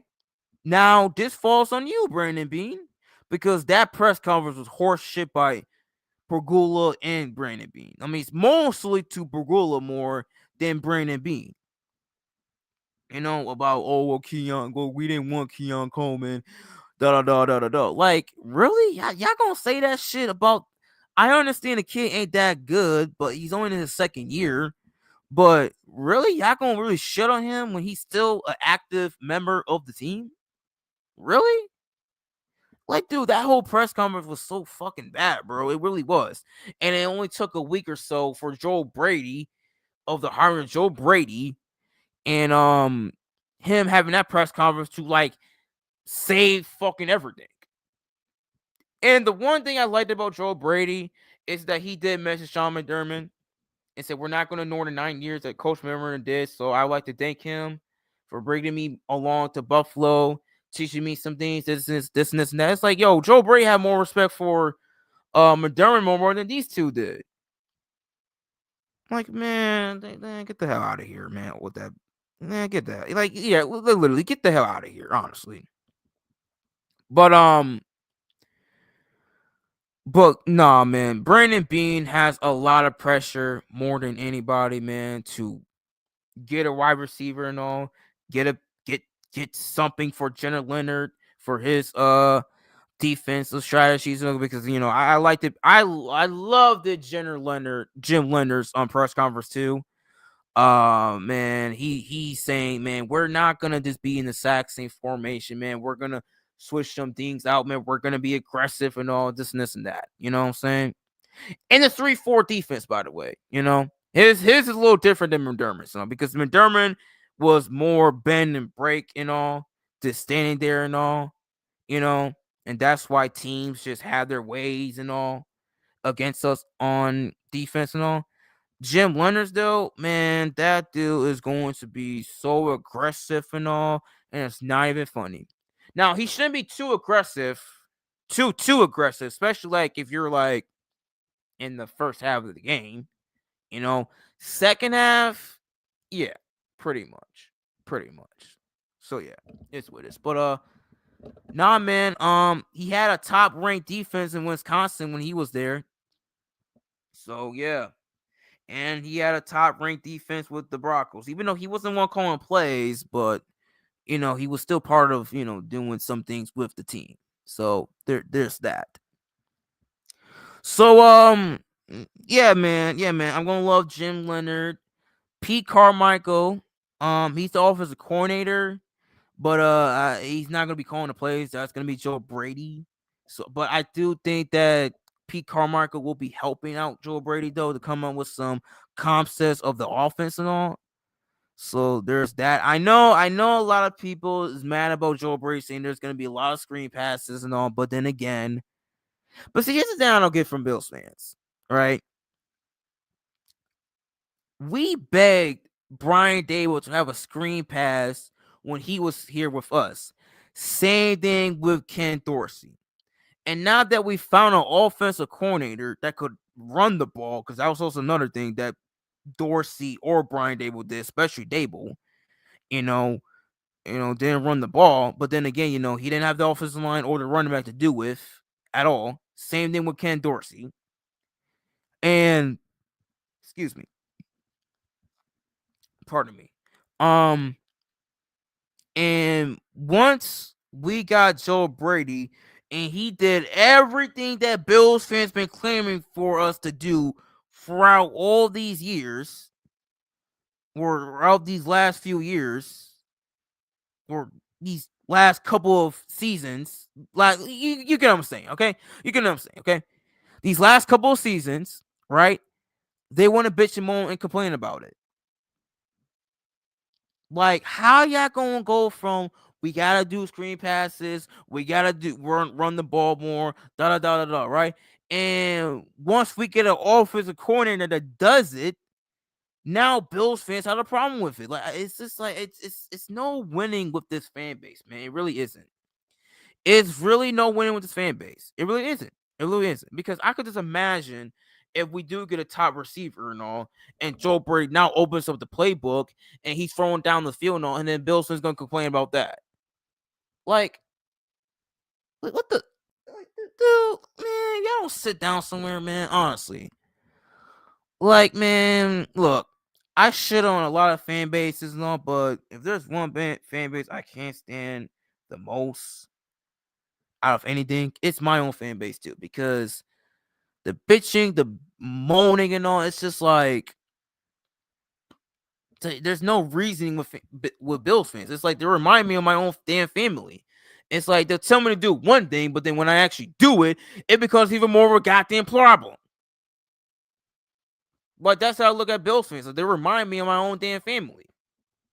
Like, how the hell are you gonna tell me to go do something, right? Give me advice to go do something with my life, but then when I do it, it becomes even more of a problem for you. It's like, do you want me to do it or not? Like, make up your goddamn mind. Like, damn. So, like, yeah, man, that's how I feel, man, when it comes to my own fan base, okay? But regardless of what, man, we got some new coaches and some new coordinators. Now, we did keep some of the people that were on McDermott's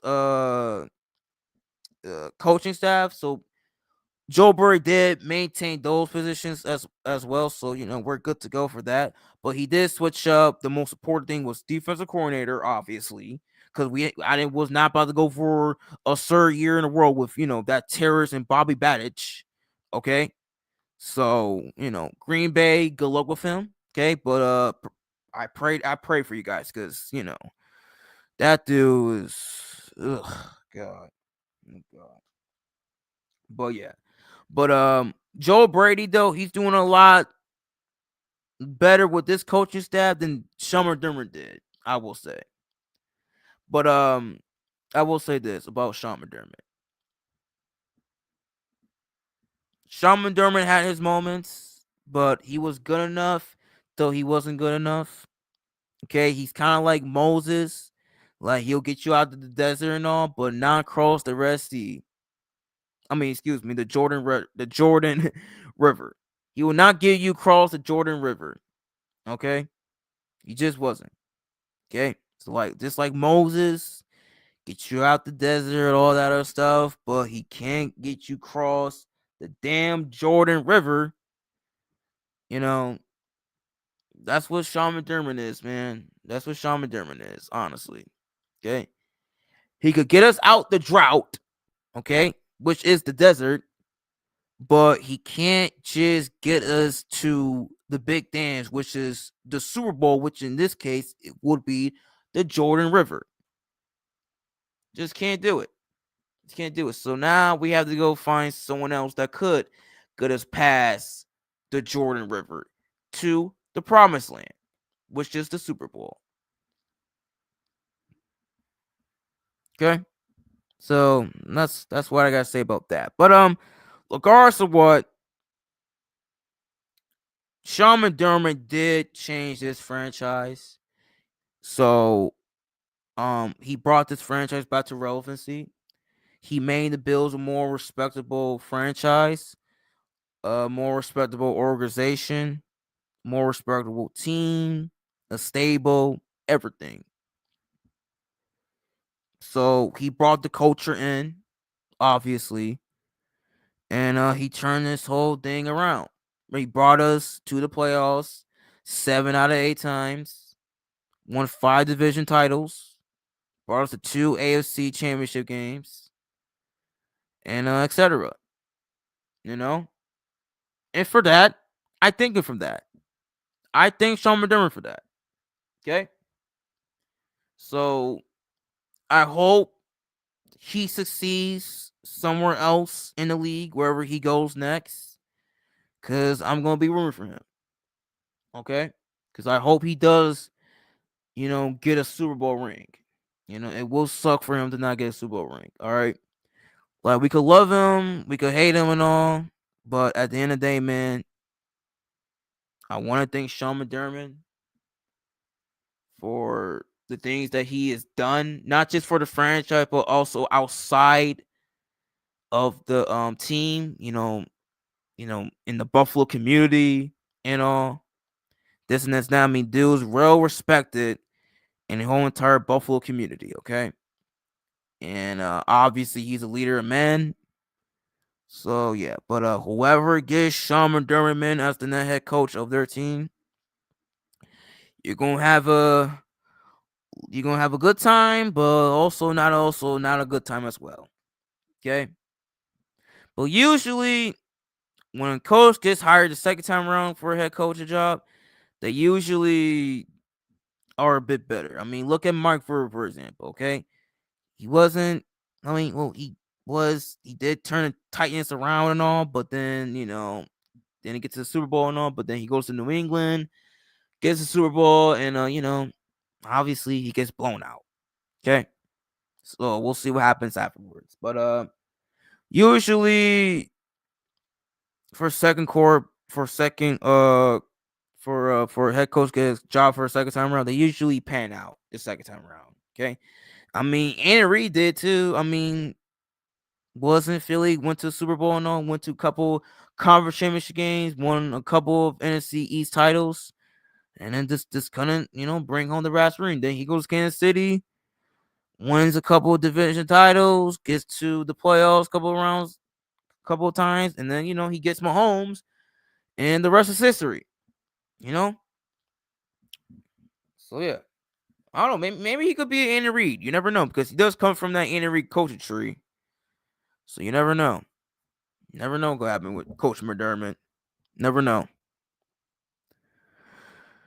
But I did like his last press conference and all, saying that he did step up for Buffalo.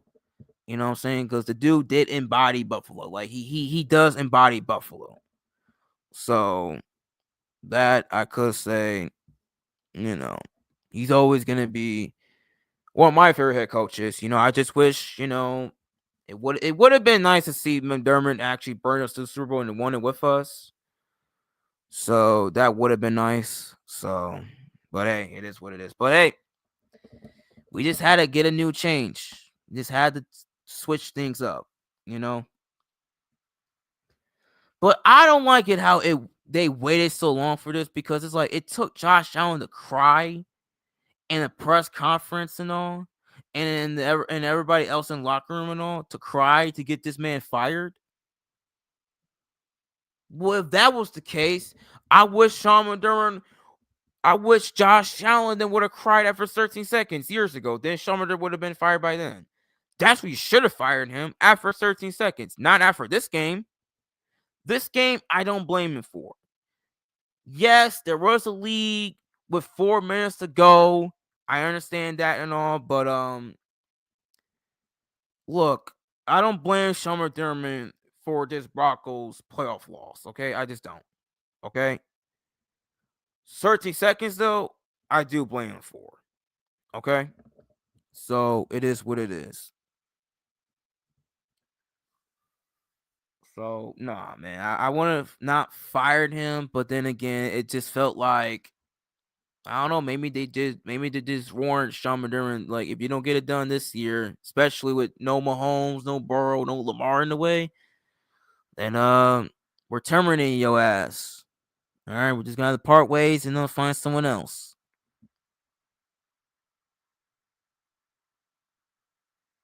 I mean, hey man, that's how it works in business, man. If you don't do your job, man, hey man, it's nice knowing you, man. But take care. That's all. Basically.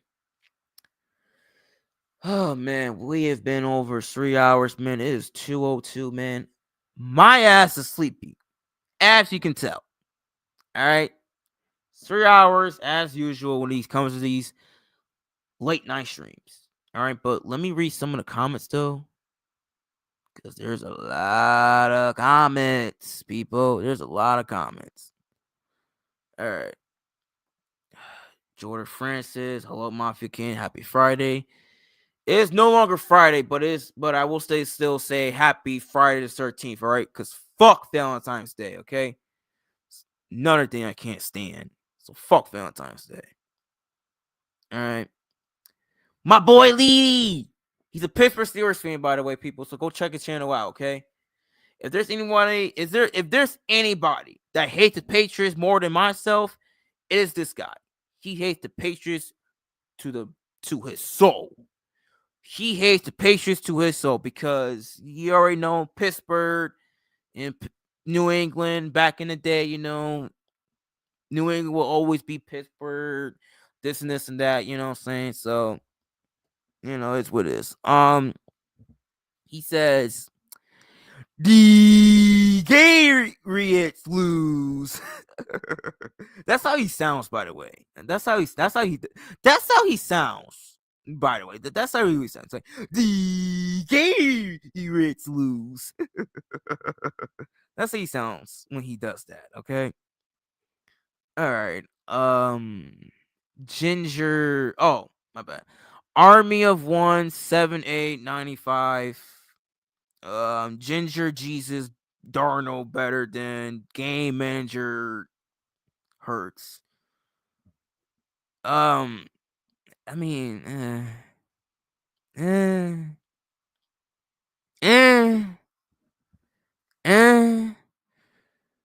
mean, Ginger Jesus Darnold, really, man? Jesus, I mean, really?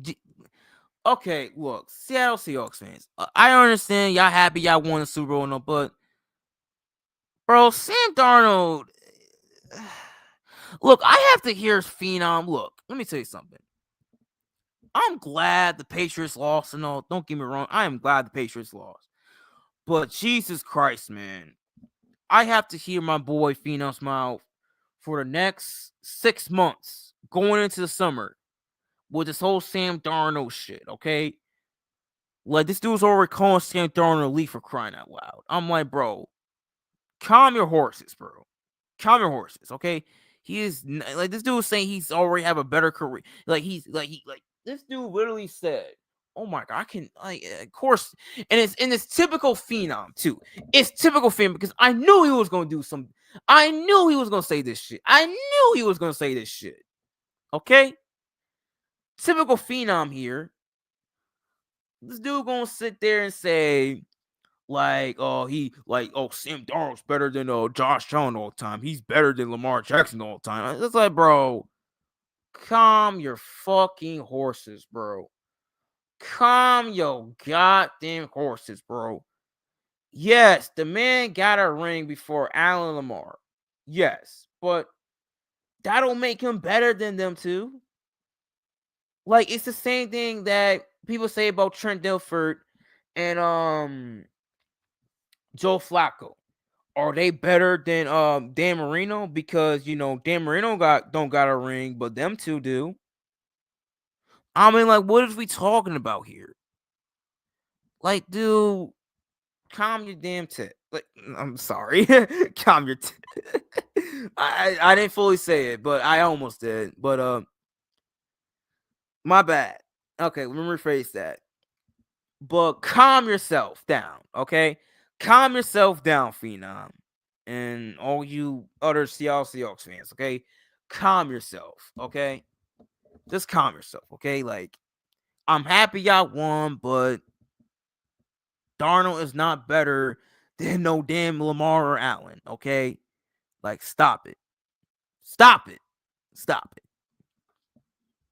Okay? And as for this comment, Darnold over Hurts, I mean, I don't know, man. I mean, I don't know. I don't know, man. I don't know. That one, I don't know. I mean, I understand Sam Darnold had 2 back-to-back winning seasons and all with 2 different franchises. But I mean, hey, man. But I want to know how Vikings fans is handling about this because it's like they had to see Stephon Diggs and Sam Darnold in the Super Bowl. Like, that's crazy. You know what I'm saying? And no Vikings fans, man, they hate Stephon Diggs more than us Bills fans do, honestly. But but you Vikings fans, I mean, like, how y'all feeling about that Super Bowl? Because it's like y'all had Sam Darnold just a year ago, and y'all let him go, and yeah, he went to Seattle, and then he won the Super Bowl the next following season, and y'all stuck with JJ McCarthy, and now JJ Jets wants out of Minnesota. Judge Jefferson, by the way, if you guys didn't know that nickname. Like, how y'all feeling about that? Because it's like, y'all kicking y'all teeth in, man. It's like, we just had Sam Darnold, and he went to a Super Bowl a year after, and we're stuck with this dude, and our star wide receiver wants out the team. I mean, that's gotta be crazy, man. Honestly, man. But hey, man, it is what it is. It's what it is. But Darnold over Hurts. I don't know, man. I don't know. I don't know. I won't go that far, but it's close. So it is what it is. It's what it is. But I'm not gonna debate that. I don't got time to debate who I would take between Hurts or Darnold. I don't got time for it. I don't got time for it. Okay, because nah, nope.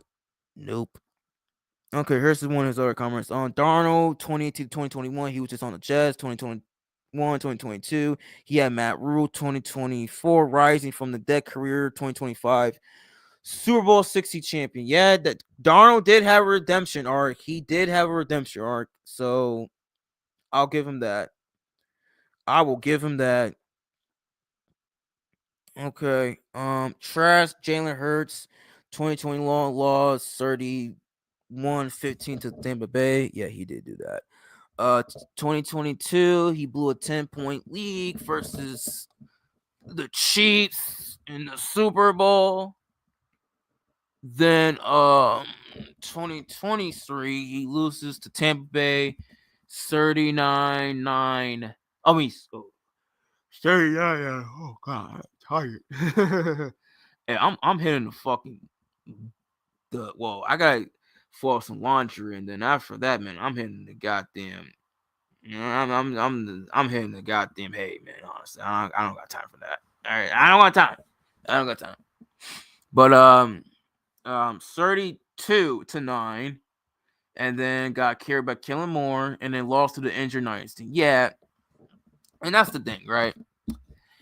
Jalen Hurts has 2 blown out playoff losses, and that's to the hands of the Tampa Bay and that's the hands to the Tampa Bay Buccaneers. Now, mind you, one of them was by Tom Brady. And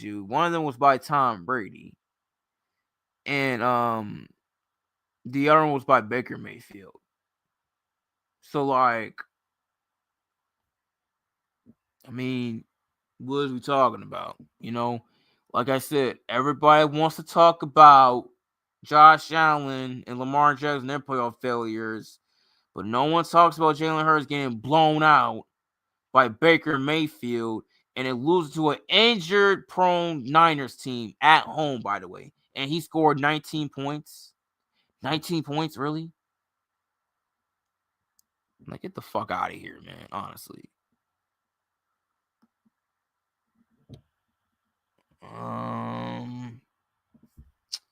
Playoff Herbert, trash Texans in the backup court. Yeah, Herbert. So who the hell voted for him for MVP? Like, that shit was just confusing. Like, who in the world voted for him for MVP? Like, I'm sorry, man. Like, Josh, I could get. Drake Maye, I understand, and we already know about Stafford. But Justin Herbert, I never understood that.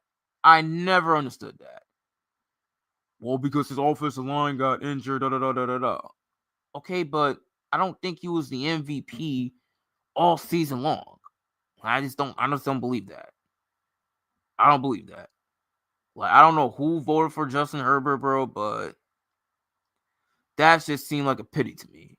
I'm sorry, man, but no, absolutely not. The Broncos should have been in the title game. The referees gave it to Denver. I think you mean the Bills. The Bills should have been in the title game. But whatever. Patriots lost to the Raiders. Oh yeah. Oh my god. I forgot about that. You know what's so funny?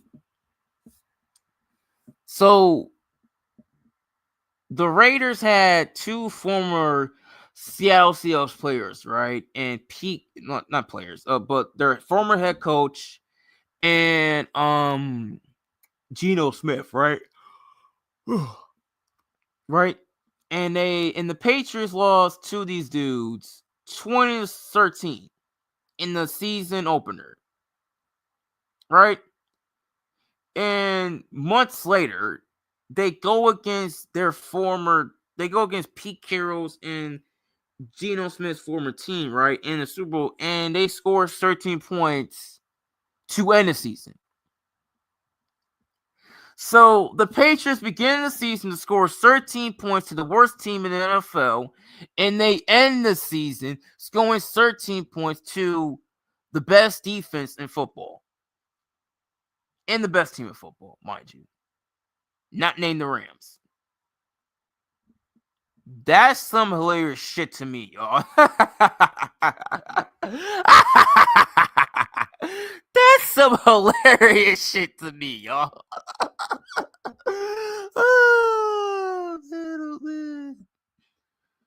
Oh, man. Oh, man. Like, how you begin the season scoring 13 points, but then you end the season scoring 13 points, bro, in the biggest game of the year.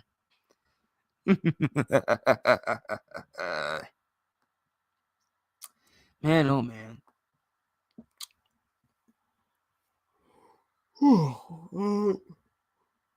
Boy, Leedy says, just when we thought it wasn't remotely possible for a quarterback to have even worse Super Bowl performance than Mahomes in Super Bowl 59, against all odds, Drake Maye did it even worse. Yeah, he did. Yeah, because I forgot Mahomes did have one of the worst stats. Yeah, Mahomes is not a Super Bowl quarterback. He's just not. Like, that Super Bowl last year was just so bad. It really was. Like, you know what's funny, man? Like, Bills fans, man, we've seen both our ops get blown out in back-to-back Super Bowls. Our arch rivals and the Chiefs, they got blown out by 40. And then our all-time ops of all ops and, just forever, our nemesis, you know what I'm saying? And the Patriots, well, technically the Patriots will be the arch rival at this point, and the Chiefs will be the nemesis. But in this case, it is what it is. It could be either or. But our all-time ops, though, historic ops, though, man, they got blown out in the Super Bowl, man. And I'm just happy, man. And I was just happy, man. You know what I'm saying, man?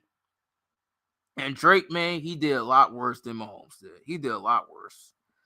Did a lot worse. Even when he stat padded, he was still turning over the ball, including a pick 6. Yeah. So much of him being Drake Maye. Hold on. The one Army dude, I think he was commenting to like this whole Mark McCarthy thing. Yeah, I think he was. I think he was commenting to Levi about that. But speaking of him,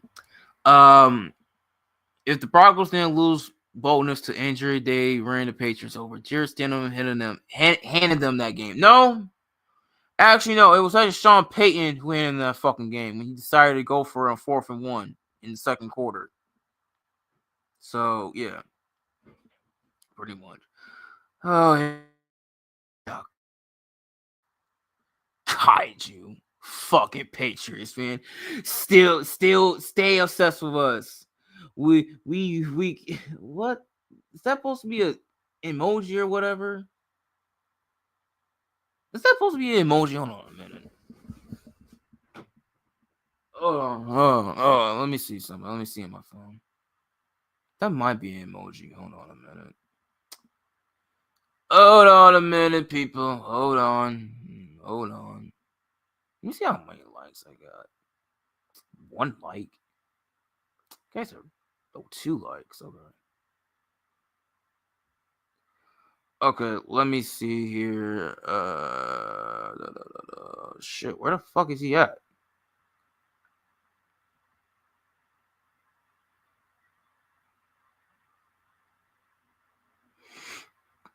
Hold on, give me a minute, y'all. Give me a minute. Why do I not see this dude's comment? Why the fuck do I not see Kaiju's comment on here?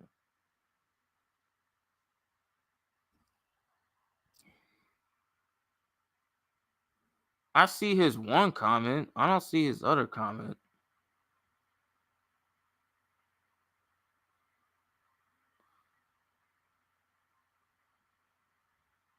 What the fuck? Did he delete this shit?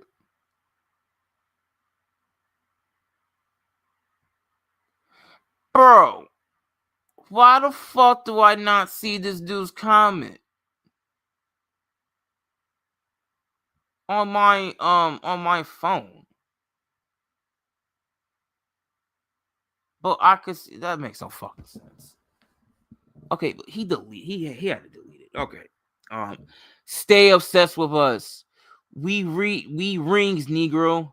Man, fuck you and your fucking teams. How about that? Fuck you and your goddamn bitch ass fucking quarterback and your bitch ass fucking team. Okay?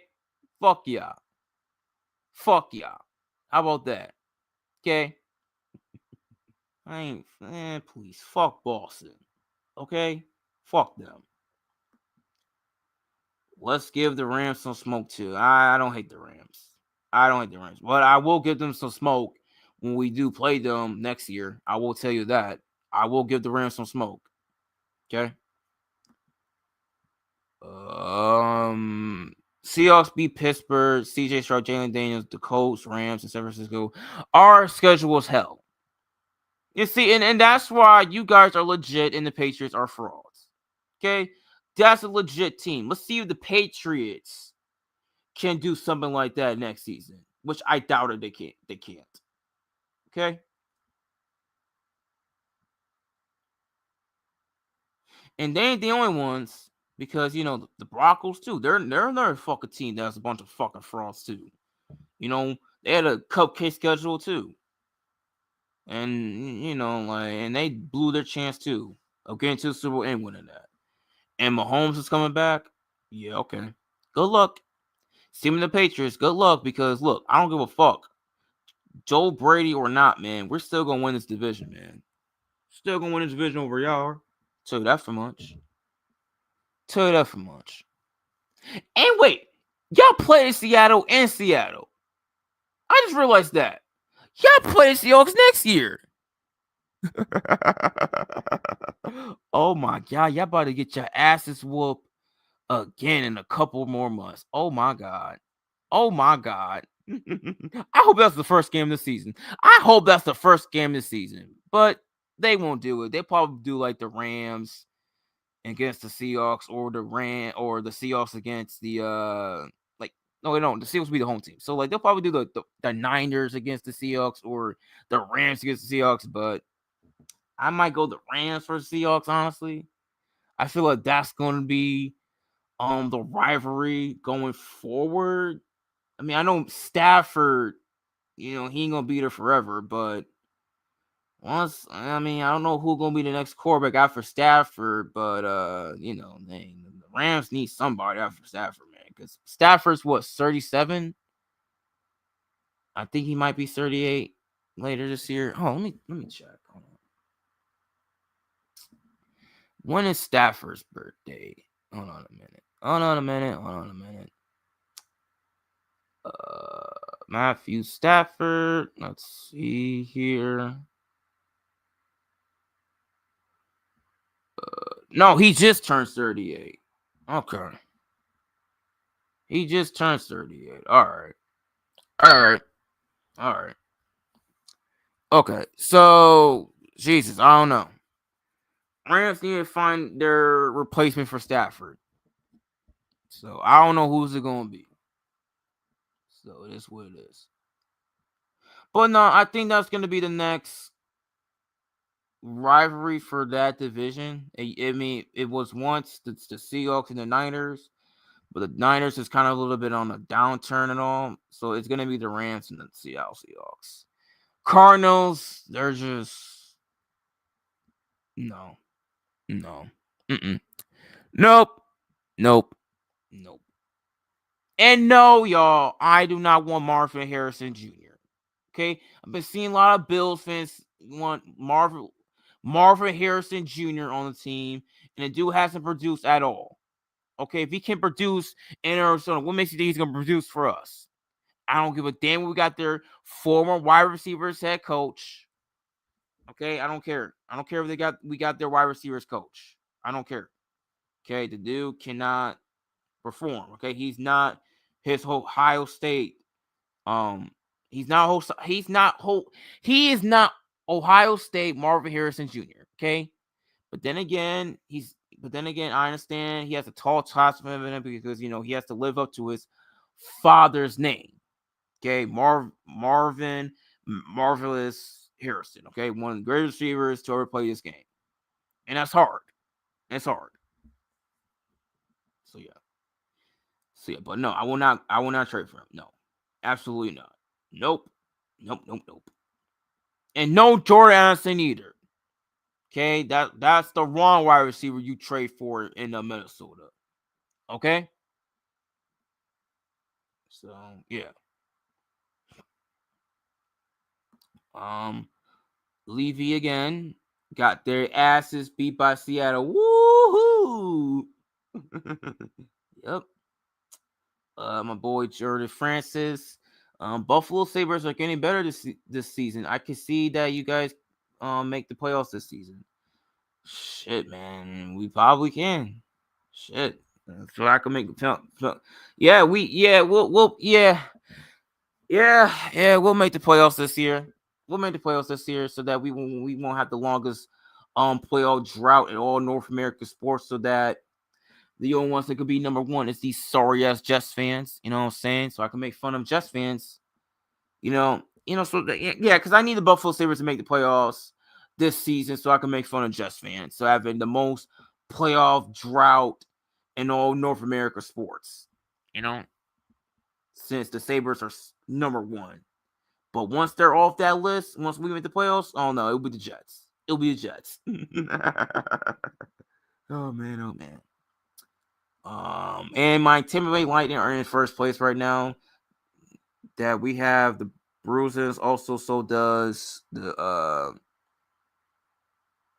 Florida Panthers. Wait, hold on. No fucking way they made a climb back up. Let me see this shit.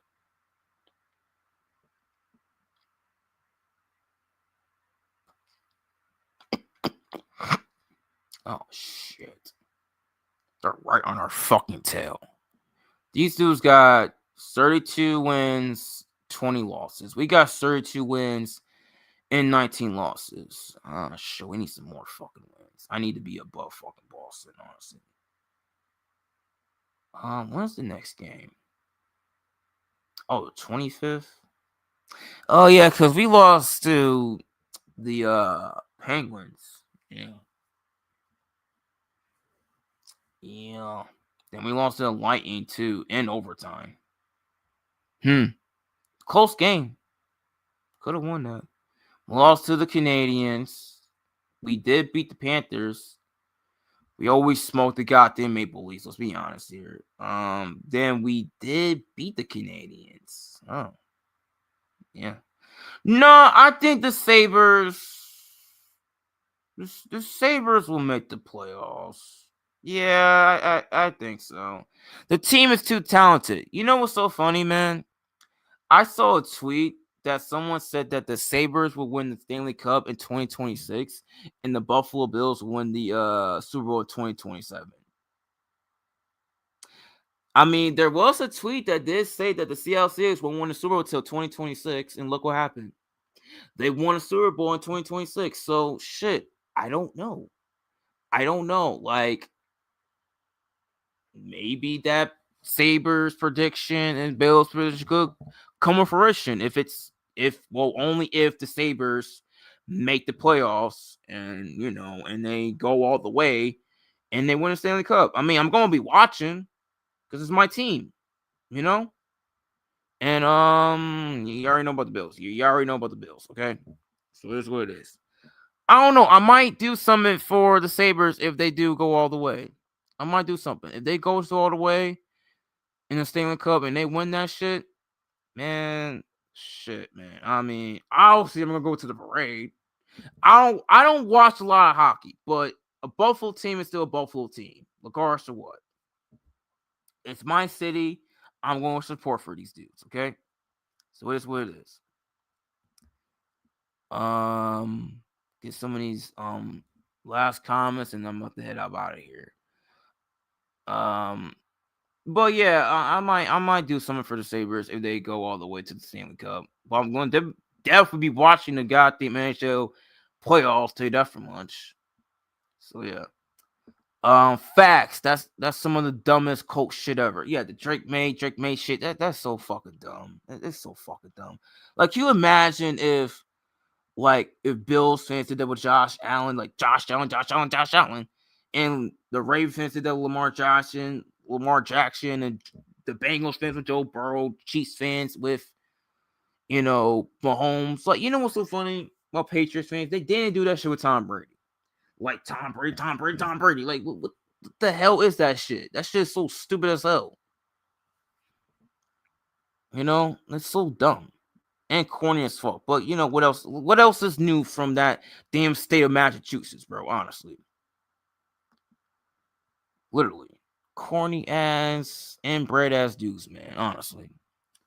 Jordan Francis. I picked the Seahawks to win the game, and they did. Yeah, a lot of people did. I tell you what, though, the people that went over the four in the half, in that 4 minus shit, because the Seahawks favored by minus 4.5. The people that picked the over for that, man, they won a lot of money. They won a lot of money that night. Because everybody said that shit was about to be a blowout. And it was. It was. Well, it didn't really become a blowout until, the strip sack, fumble, interception by Drake Maye. So, yeah. But, I mean, it was leaning towards a fucking blowout. I'll tell you that from us, because the Patriots couldn't do nothing on offense. They couldn't do nothing on offense. These dudes couldn't get past the 50 till, the fourth quarter, bro. Honestly. What the hell? All right. Yeah. Kaiju, my boy Kaiju. I mean, look, I don't hate Kaiju. Okay, I know I had to say fuck you and all earlier, but Kaiju knows that me and him, we're rivals. Okay, we're rivals. Okay, I don't hate Kaiju. I just hate his goddamn team. Okay, I just hate his damn teams. Okay, and he hates my teams too. So it is what it is. But we don't really hate each other. Okay, we don't. All right, I don't really hate nobody on here. Honestly, I don't. I mean, everybody's, allowed to join. Even my damn enemies is allowed to join. So, hey, man, it's what it is. Yeah, Will Campbell fucked up Drake Maye. Yeah, he did. He did. That dude, Will Campbell. Yeah, he fucked up your quarterback pretty badly. He did. And you know what's so funny? I saw there was this one sack in the Super Bowl that the offensive lineman sacked into Drake Maye. If that don't tell you that the Patriots don't got no offensive lineman and they killed that boy so much, man, I don't know what to tell you. I don't know what to tell you, man. The man, I just really seen an offensive lineman sack into his own quarterback in a Super Bowl. I've never seen some shit like that before in a Super Bowl before. That's crazy. That's crazy. Army of 17895 says comments. Josh Allen always gets robbed by KC in the playoffs. Well, I mean, it was only one time. It was only one time. It was only last year. It wasn't the other 3 times, But it was only one time that he got robbed by KC in the playoffs, honestly.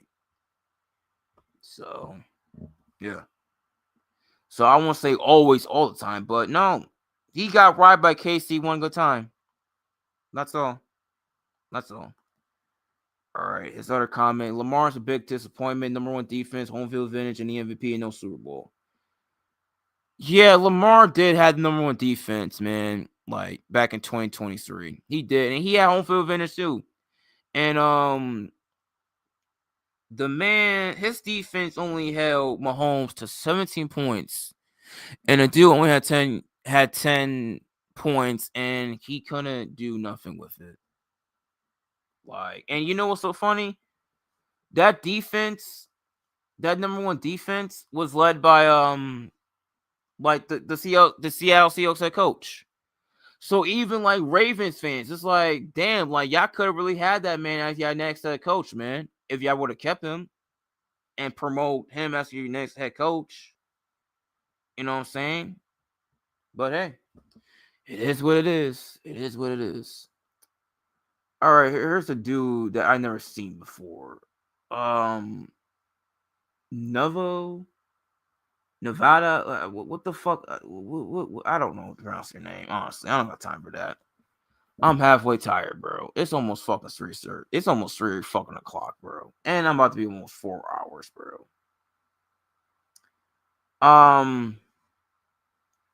You're a crud. You're a crud. I mean, what are you, a fucking Patriots fan? Boston fan? Who are you, bro? Like, who are you? Like, who in the blue hell are you? You're a crud. Like, who are you? Like, man, get the fuck off my channel, bro. Honestly. I mean, you know, I did say anybody's welcome to join, but some random bro like this, bro. Like, who is you, bro? Who is you, bro? Who is you? Who is you? I don't know you. I don't know you. Okay? But welcome to my channel. But welcome to my channel, crud. Somebody else who's new and never seen.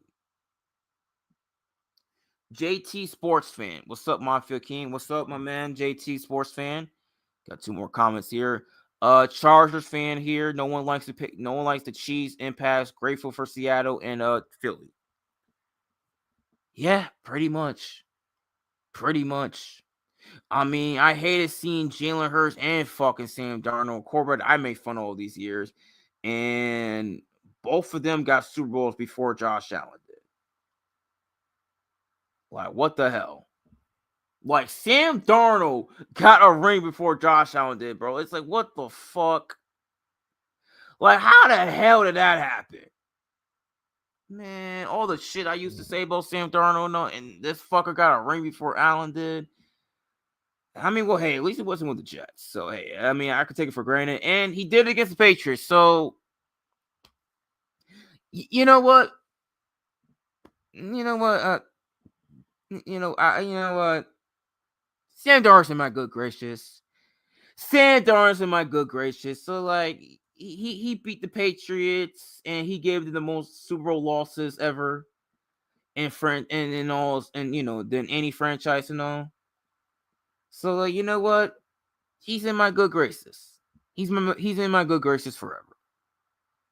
So yeah, Jalen Hurts is also too, because he did prevent the Chiefs from not getting this repeat. Even though we had to hear fucking Eagles fans all season long last year talk about Jalen Hurts got a ring and Eagles fans trying to put Jalen Hurts in conversation that he didn't belong in. So that's that. Then he says hello, Mr. Levy and Francis, and hello. Welcome to the channel, though, JT Sports Fan. You know what? I'll give you a subscriber. Hold on. I don't know you have a channel, but I'll be nice since you know I'm a nice guy and all. And I'll go to your. Oh wait, no, I did subscribe to you. Oh shit, I did subscribe to this dude.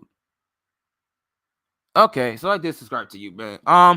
I subscribed to you. I don't know if you subscribed to me. Hold on, let me check. No, I still got $1.99. Yeah, yeah, I got the Tom Brady subscriber count, people. You know what I'm saying? I got the Tom Brady subscriber count, but it is what it is. All right. Last comic, and then I'm getting the hell out of here. By our by our Seahawks fan. Chiefs probably gonna win the Super Bowl again. So Drake Maye, Josh Allen, Lamar Jackson prepared to get robbed in the playoffs. The Chiefs is not gonna win the Super Bowl next. They're not gonna go to the Super Bowl next year. I do think they'll win the Super Bowl again, but just not next year or the year after that. I think with the Chiefs, honestly, man, you gotta put in consideration, people, is that the Chiefs is on a little break. They're done. They're on a little break of winning Super Bowls as of right now. Okay, they're about to have a whole new stadium in a couple of years and all, and that's when Mahomes' contract will be up by them, and then they'll renew it and all that other stuff, and then after that, um um Mahomes and in that new stadium and all, they'll go right back to Super Bowl and then win another one. Okay, so what you're seeing right now, ladies and gentlemen, is that they're giving these dudes like the Jalen Hurts, the Sam Darnolds, which I did not think I'll ever see, and the Josh Allens, the Joe Burrows, the Lamar Jacksons, and maybe Justin Herberts of the world, and somebody from Tennessee, like maybe like a Caleb Williams and the Jalen Daniels and stuff like that, and Jordan Love. They're making these dudes get their Super Bowls for the moment. Like they're giving these dudes the Super Bowls, because it's their time to get a Super Bowl. It's time for these guys get their rings. You know what I'm saying?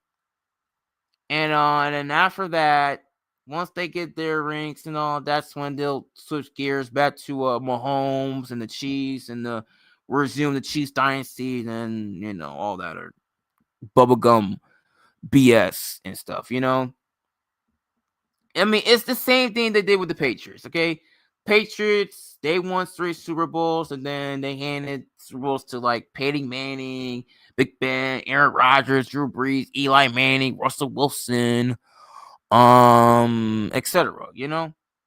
Oh, Joe Flacco too. And then after that, they went back to the Patriots, and then Peyton Manning won another ring. Then he retired, and then Tom Brady won a ring, and then Nick Foles won a ring.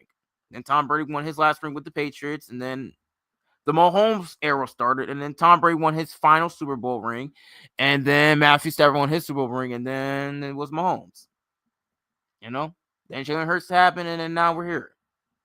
Okay, so it's the same thing that it happened with Tom Brady and all, and now they're doing the same thing with Mahomes. So like everybody's saying that Josh Allen's never gonna win, this isn't that. Look, Peyton Manning, it took Peyton Manning like 9 years to get over Tom Brady and get over the hump, okay? And he won Super Bowl at age 30. And Josh Allen, when the new season starts, he'll be 30 years old. And guess what? When Peyton Manning won his first Super Bowl? His 9th season. Josh Allen is about to enter his 9th season in the league. Just a thought, people. Just a thought. Okay? So, that's all. With that being said, y'all, we're about to be almost over the 4-hour mark, so I'm about to end it right now. And because I am tired, it's almost 3 o'clock in the morning. Okay, I gotta go fold some laundry, and then get in my PJs, and then hit the goddamn hay. All right, so thank y'all all for tuning in and all to this wonderful live stream and all, and to all the people out there. I guess all the lovely couple and all. I hate this holiday. Happy Valentine's Day. Okay? Enjoy it with your love suppose, boyfriend, girlfriend, husband, wife, whatever. Okay? Doesn't really matter. Okay? Enjoy it. Okay? So have a happy, safe Valentine's Day. with your loved ones. Okay? So that's all I gotta say about that. And don't do anything I would do. Okay? Wash your goddamn nasty ass hands. All that other shit. Okay? So yeah. But also, fuck the Patriots. Fuck Boston. You know what I'm saying? Actually, hold on. Fuck Boston. Fuck Larry Bird. Fuck David Ortiz. Fuck Ben Affleck. Fuck the Patriots. Fuck the Bruisers. Fuck the Red Sox. And fuck the Celtics. Okay? Fuck everything Boston. Okay? Fuck y'all. I hate y'all. Every bit of my core. Okay? If America was a beautiful face, Boston, the state of Massachusetts, will be his goddamn pimple. A zit. Okay? Fuck y'all. And as for the Seattle Seahawks fans, thank y'all so much. Okay, you did Bills Mafia a huge favor, and pretty much the whole entire NFL as well. Okay, y'all got your revenge on these bitches. Okay, so that's all I gotta say about that. So enjoy your Super Bowl and all. You earned it. All right. And that being said, y'all, I'm out. Have a good night. Talk to you guys later. Oh, sorry, y'all. I wasn't done. All right. Peace, y'all. And signing out. And do good, be good, and go Bills. Talk to you guys later. Bye.